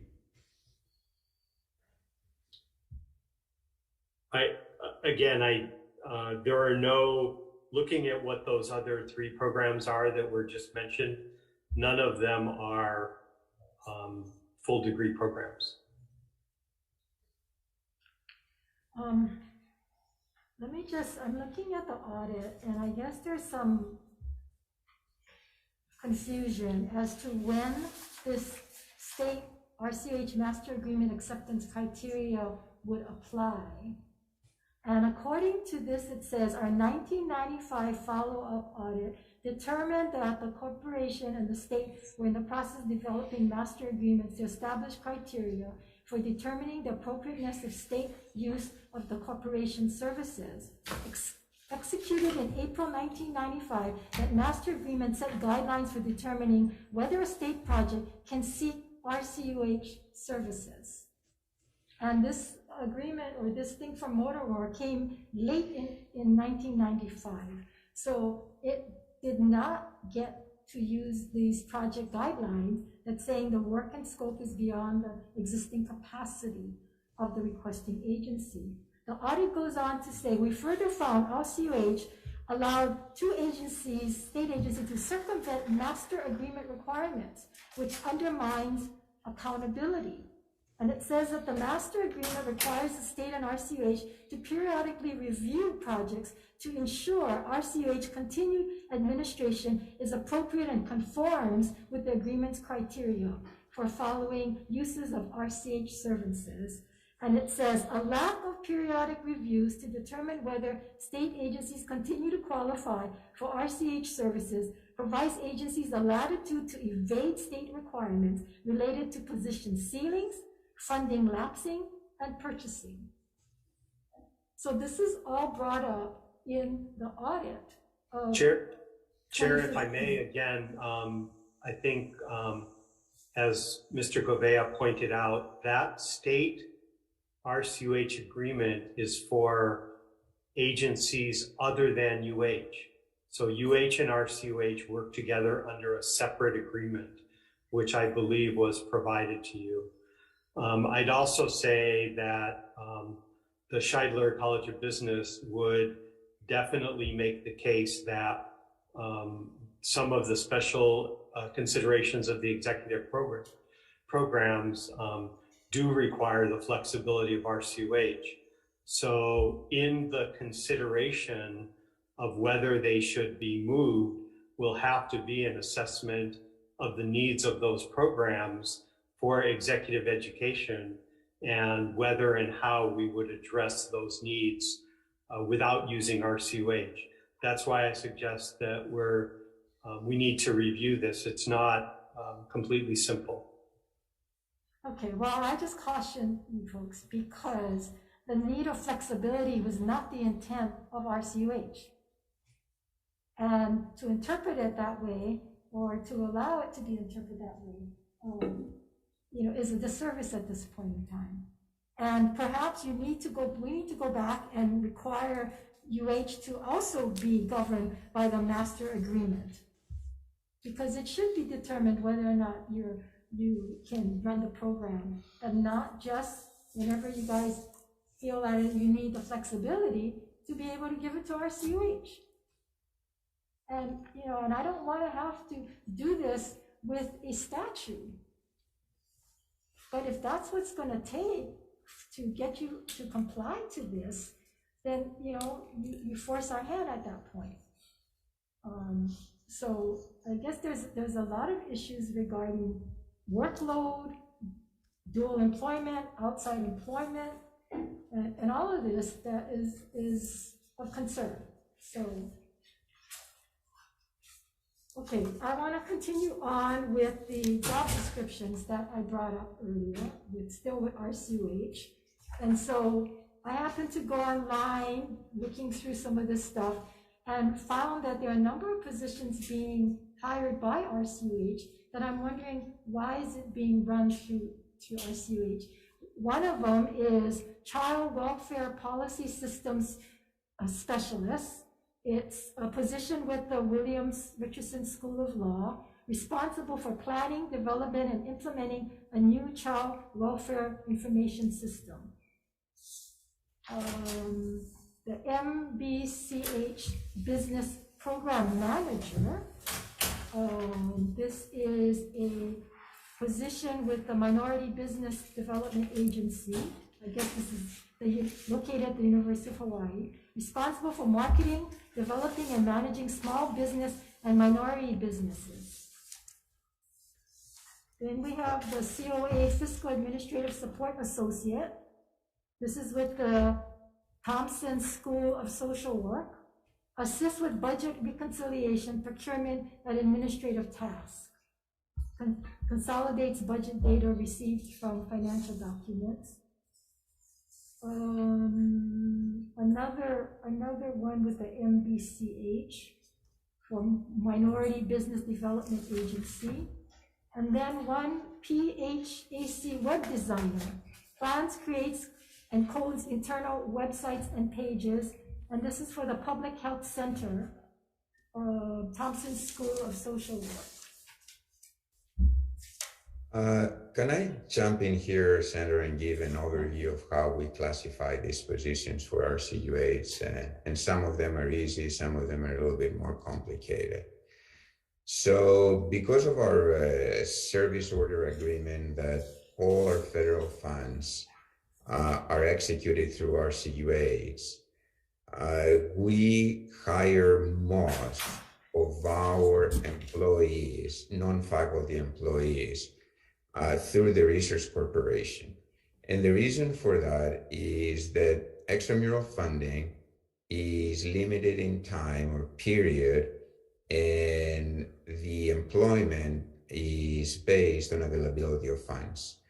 So when a grant or a contract expires and terminates, then the job of that individual terminates as well.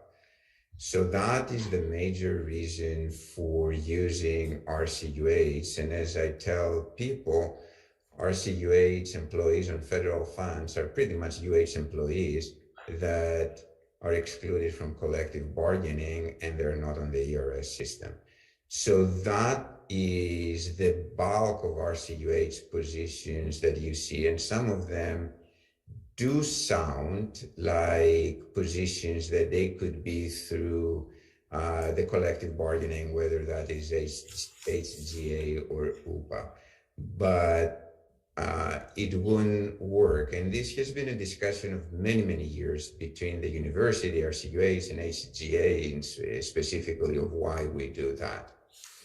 So that's the bulk of RCUH positions. I don't know the specific ones you read.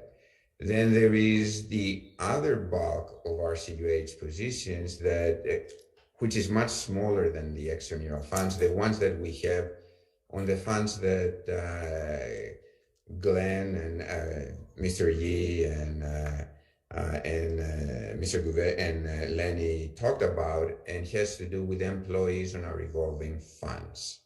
Revolving funds are like exactly like that. They're like checking accounts. So at some period of time, that checking account can have $100, and there may be a year or two that has $0.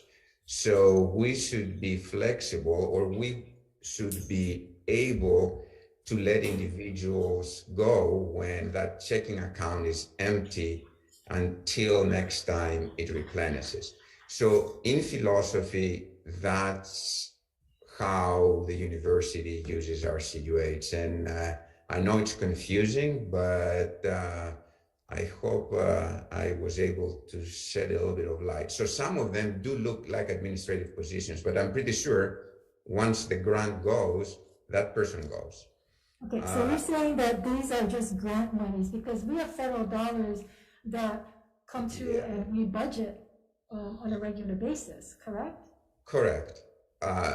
Correct. And there are employees that they jump from one grant to the other, especially not the technical ones, but the administrative ones, that they can go from one project to the other.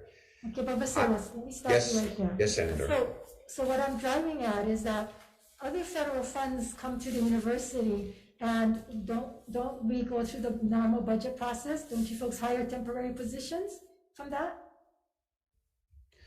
We could do that, but our federal funds go service order by President Mortimer's memo back in 2000, automatically go to RCUH. So it is much easier for us to go through the process, easier, and I think it makes a little bit more sense. Now, if we want to create a different class of employees, then we can have that discussion, but it's going to take time and a lot of pain, both at the university and at the legislature, I think. So you're telling me that the reason that these funds automatically go through RCH is because of a memo by the then president.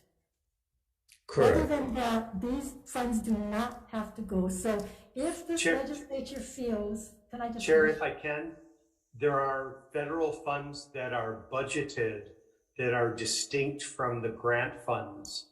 So I think largely when the state budget considers federal funds as a source of funding for personnel, those are a different group of employees who tend to be on formulas from various federal agencies to various state agencies. So we have a very small number of those in CTAR and in some of our financial aid and loan programs. But that for UH, I'm going to guess is 20 or 30. It's a pretty small number relative to the thousands. The unbudgeted ones are on the grants, which we never know when they'll come in, and we don't know how long they will last. And there are a variety of issues with state employment practices. And these are exactly the reason that RCUH was established by the legislature, to enable us to quickly execute projects that may last for as short as 1 year. But when we need to hire people quickly, they don't vest in retirement systems and the like. Okay, so if this legislature, or if the Ways and Means Chair and the Fin Chair feels that these federal grant monies, maybe for projects that are over a year, whatever, should come through the budget process, and that you could hire temporary positions for some of them. I mean, other than a memo from Mortimer, I believe it was Mortimer, that's the only thing that you're working off of, right? There is not a structural, a statute that says all extramural federal funds gotta go straight to RCUH, correct? Correct. Well, for those people, yes. Yes, so if we deem that it should go first to the university to make a determination whether these positions should in fact be research related and it should be training related, which is what the intent of RCUH should be, and not just because they're federal funds, they can run through RCUH. And that's where I'm coming from. If it's not related to research or related to training, then it shouldn't be run through RCUH. You can use temporary positions. Senator Kim, if I may, I think it's a little more complicated than that when you come to the payment of personnel and managing of the personnel on the HR and the systems that we operate. UH and RCUH systems are not compatible on that, in that respect, and that's why we have to spend a little more money on the IT infrastructure for the RCUH personnel because of the hiring and firing at will compared to the UH system under the G funds and other state employment practices. I'm not sure Director Nelson Sakamoto has anything else to add on that. You can hire under temporary positions, right?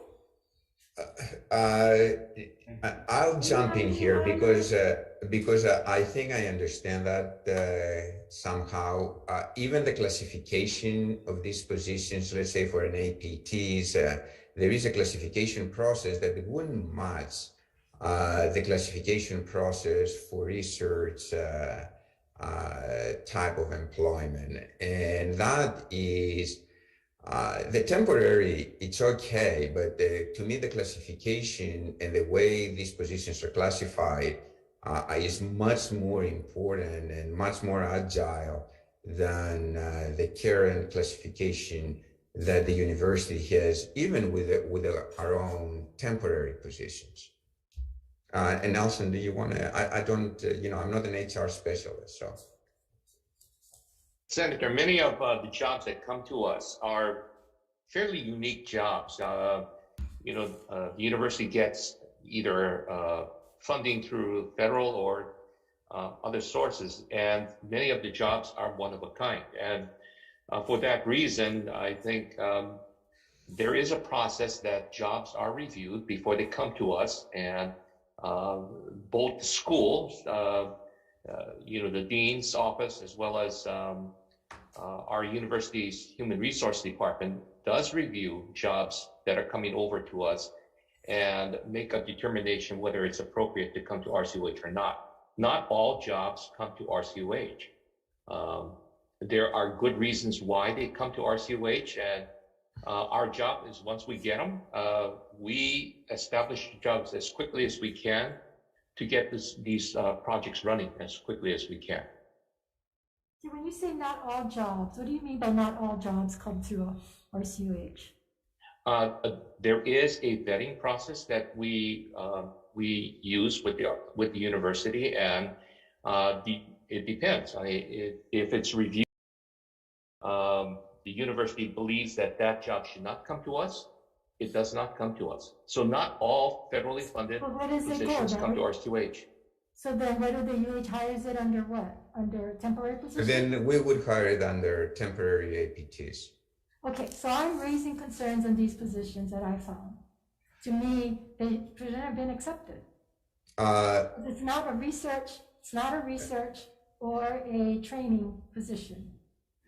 Senator, this is really a good discussion to have. It's a discussion that I think it needs a little bit more time and to try to go through that. That's an issue that you're not only bringing up, others do. But from experience, I'm going to say that because of the classification process and the speed with which RCUH executes this position is a great tool for the extramural funding of the university. And yes, some of those jobs do sound and act like administrative jobs. But on the other hand, if the grant ends in 2 years, the grant ends and we move on. There's nothing to discuss there. So that's you're going to a much larger issue here, Senator. I realize that, and that's the intent, Basilis, to go into these larger issues that I think university needs to review, because again, if we're running research and training programs through RCUH and these federal dollars match up with the positions, I have no problem. But when we start seeing that it's increasing in their scope, where you're going because it's convenient, because of flexibility, that was never necessarily the intent for non-research, non-training type jobs or projects. It was always intended to allow these extramural funds to be utilized, exemption from procurement quickly, positions to be generated quickly. That's why you guys are exempt, or RCH is exempt, but only for research and training. It was never meant to be beyond that. I hear you, Senator. I hear you, and maybe give us a little bit of time. Maybe we can discuss it. We have, as you put a Senate resolution, concurrent resolution about RCUH. We have this task force, and maybe this is another item we need to put there. This is a much bigger item than the ones we have. So if you can be patient with us, we may come back and give you a better brief. I understand that. For the university. We actually were thinking on the Senate resolution of the senator here that we would be done by October. This one, Senator, is a little bit bigger. If I can take the action item that I have to talk to more individuals than the task force, this also involves collective bargaining. So I would like to have a bigger discussion here. Okay, but outside of the university, I go back to RCUH. Mr. Gouveia, it is RCUH responsibility to reject these positions, just as we were told that if it doesn't meet the scope, that you folks reject it. So it's imperative that you folks police your own responsibilities and that you don't let it infringe upon things that is over and above, like how you're talking to doing West Oahu, building of West Oahu. Those kinds of things, you folks are responsible. And so the university can ask all they like, but it's up to RCUH to make that determination. And that's what we're looking for. We want to see the criteria that you use. We want to see how often you review this. We want to see the review process, because that's how we're going to determine whether or not you guys continue to stay in business. And that you're not violating the intent of the statute.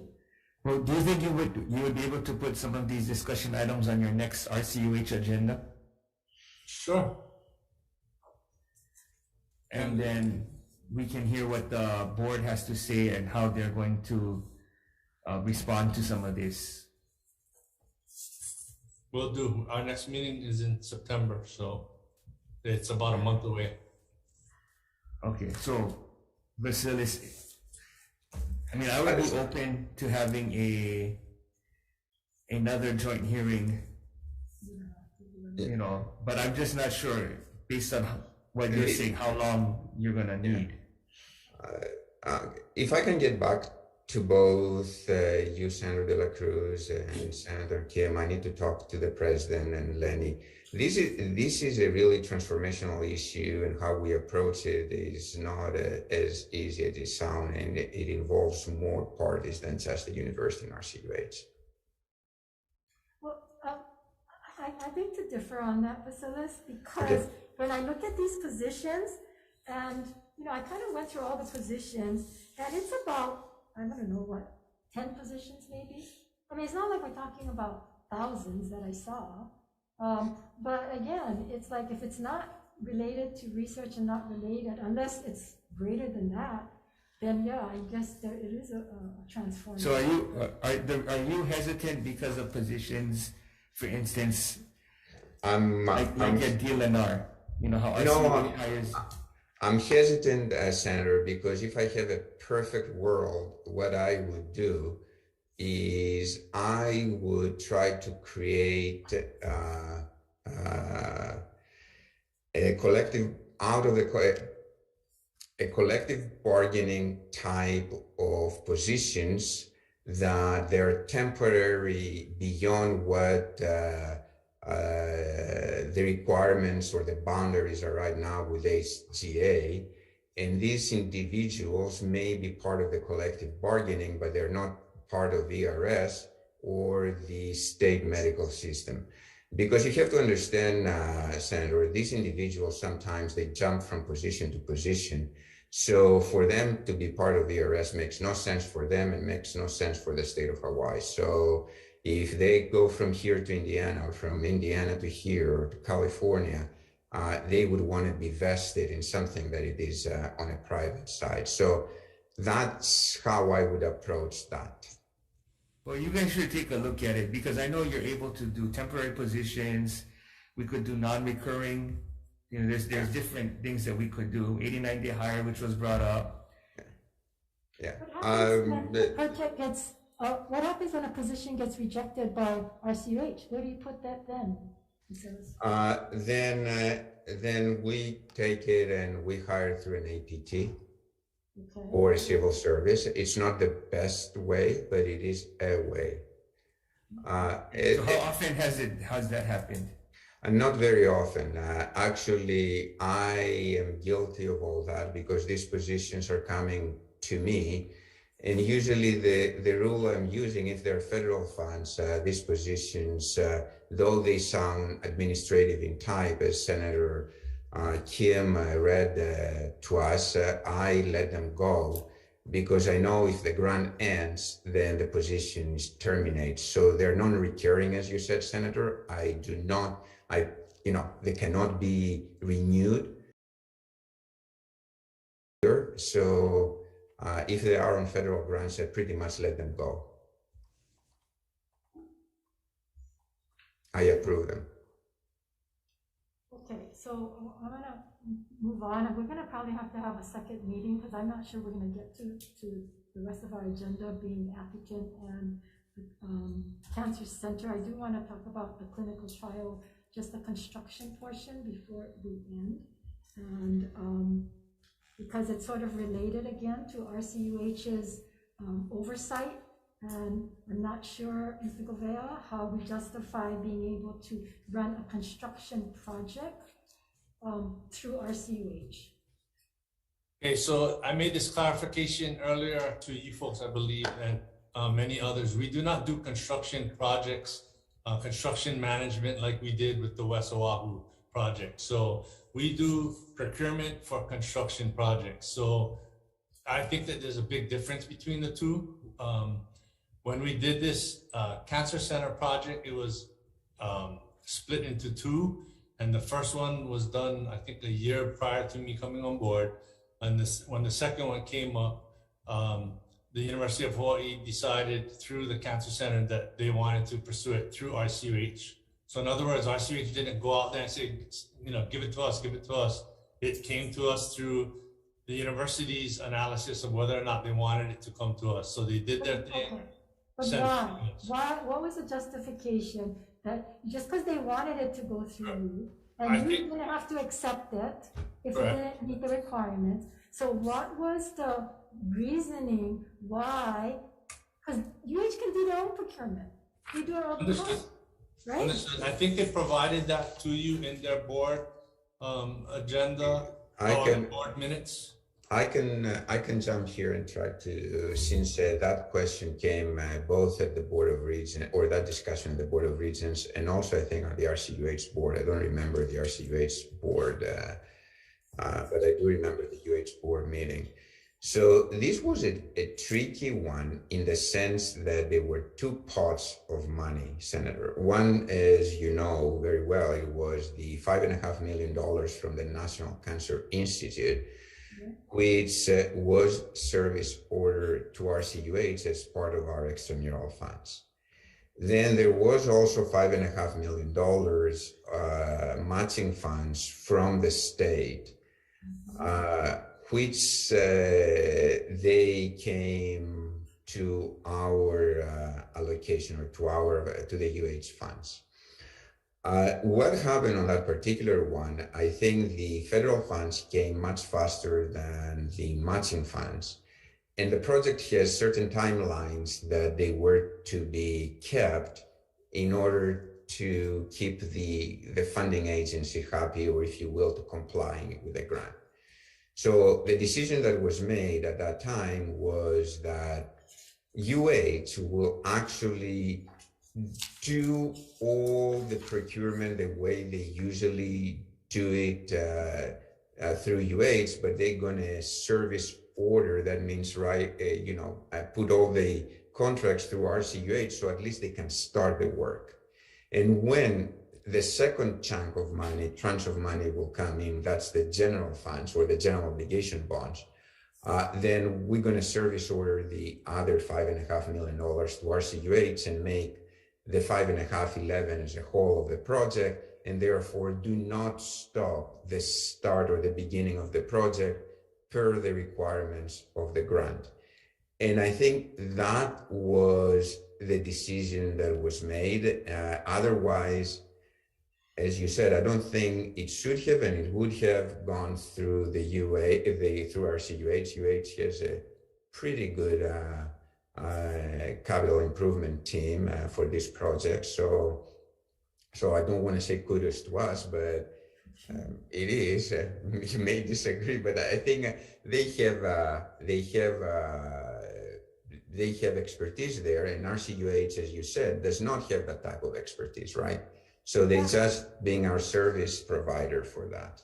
But again, they're being like a pass-through, and that was not the intent of being a pass-through, to utilize their procurement because they have procurement exemptions. I don't understand how UH could not have executed a procurement for the first allotment of funds, and as well as the second. We just heard from John Gouveia how you folks expand these contracts whenever you think it's necessary. You expand the scope, you expand that, and we're not even expanding the scope because it's going to be the same project. So how is it that what you folks applied to the Ching field does not apply here? How is that not? I want to say it is very different, but I know you will disagree with me. This is the Ching field was a curveball. Procurement is procurement. I mean, come on, that's the whole problem we have with UH procurement at this point in time. I'm sorry, but you need to explain this better to me. So again, Chair, you may disagree, but as Vasila said, the federal project started much sooner, and it is our common practice to service order federal funds to RCUH. And right, that was fairly routine at the time.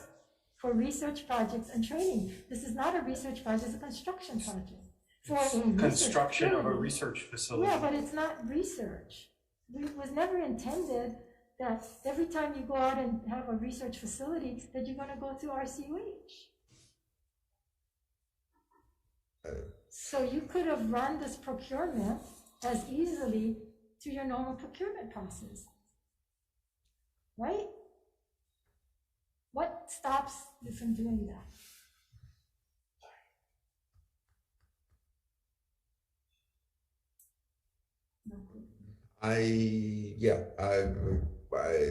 I think we could have done that, but again, I'll come back.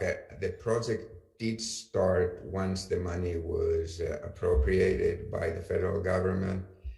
We could have decided to do it at UH. Probably it would have been more cumbersome, and therefore some of the deadlines on the project would not have been met. I'm pretty sure they wouldn't have been met. As good as we are in executing capital improvement, I don't know if we are as flexible and as agile for procurement. So That's my take. I know probably it's not a satisfying answer, but I'll leave it at that. So can you guys differentiate between construction and programmatic? Yes, we Because can. it sounds like that's where there seems to be a huge disagreement versus research and training really as facilitating programs, but not necessarily circumventing the procurement process for construction.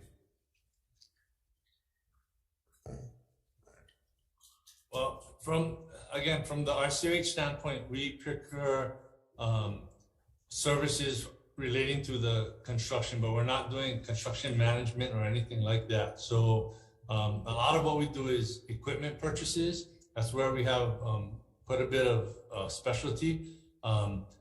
Equipment purchases for research projects. And in this case, I believe there is some of that, and the amount that we get paid is very minimal on this agreement. I know that issue came up before, and I think that the expertise from RCH for the procurement part is why they came to us, and I'll leave it at that. Glenn can add more if he wants. So does the board have some kind of input though? Because so far their process has said, Lenny, from what you talked about, your staff looks at it, they review it, it goes up the food chain, it goes up to you. When does the board get some input? When does the board say yes or no? So Senator, I can jump into this, and the Board of Regents, at least at UH, has an input on this whenever I'm talking about RCUH board. Oh, yes. When does RCUH reject and say, we're not taking this, RCH should not do this, the university can do it? Right, so it did go to our board. In light of West Oahu, we've been real sensitive to what we take, and this matter, I think this was one of those that we took to our board and let them be aware of it and what was going on. And in fact, we learned some things about this. A lot of the construction expenditures that we do for the University of Hawaii, we make close to zero on.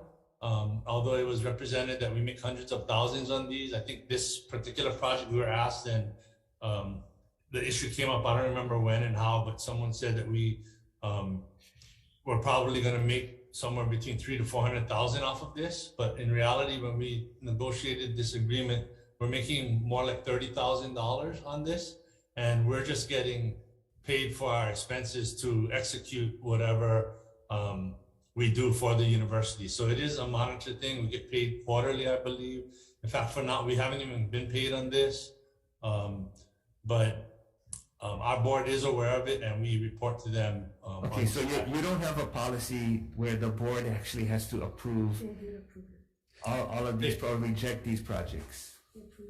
They do. And actually, Senator Kim has changed the statute back in I don't know when you changed it, Chair. You changed it in 20. Yes.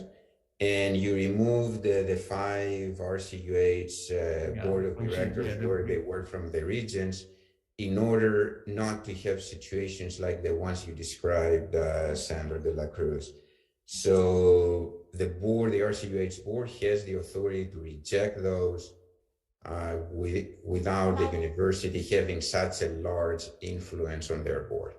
And I did check with one of the board members, and I was told that the way it was presented to them, that it was okay. Because I particularly raised a concern of what happened with RCA. They go, well, we're not doing management, so we were told it's okay. And that they approved it based on that. Correct. In a nutshell, that's correct. Yeah, and again, it's the way you guys present it, the board rubber stamps some of this stuff, which is of concern. But this was not a repeat of West Oahu. This is not the same circumstances, and we were not doing construction management on this. And I'd like to also add that, we're not precluded from doing that. We don't do that. And the board, if we were to do construction management, we definitely have to get approval from our board. But that is not what we're doing. And I don't think we have any interest in doing that, to be honest. But let me clarify. But the concerns with RCH did West Oahu was not just construction management, it was construction period. Construction. And that they were running this project to benefit from the procurement exemptions.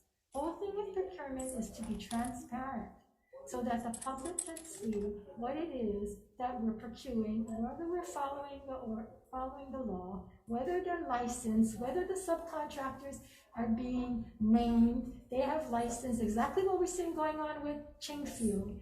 That was the concern with doing West Oahu. And that's just construction management.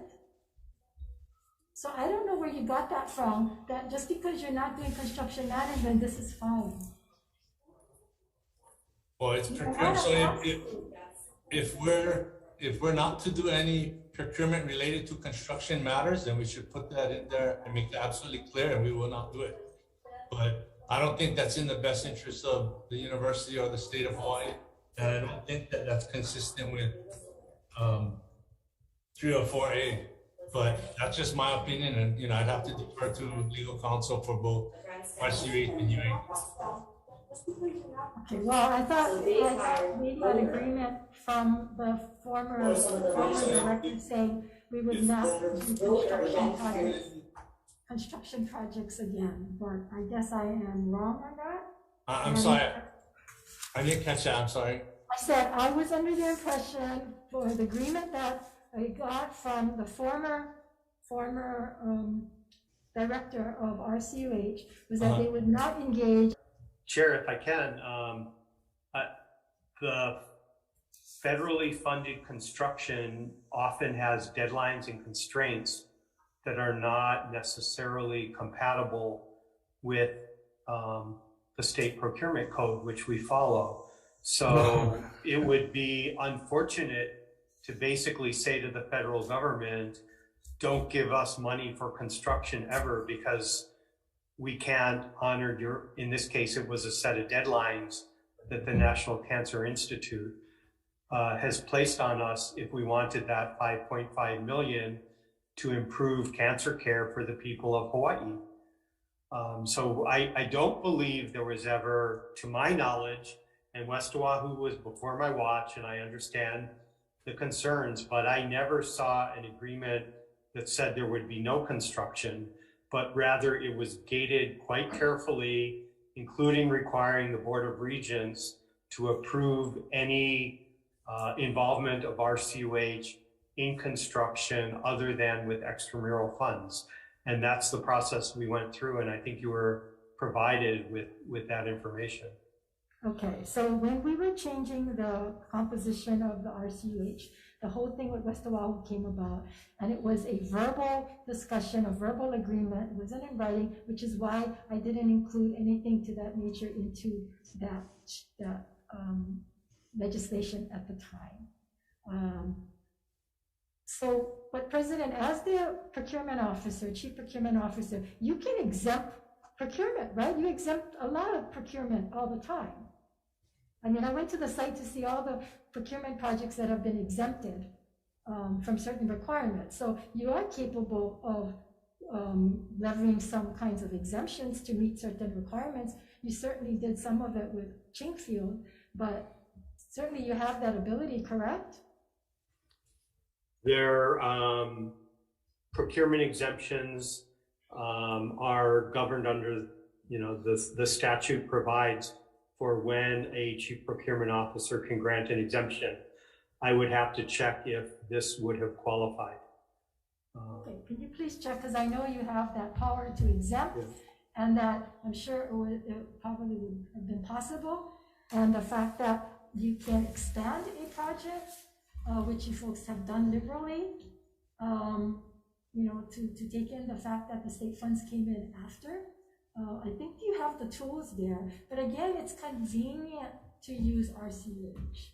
It's convenient, and that was never the intent of the statute, as far as I can tell from everything that I read and the former legislators that I've talked to.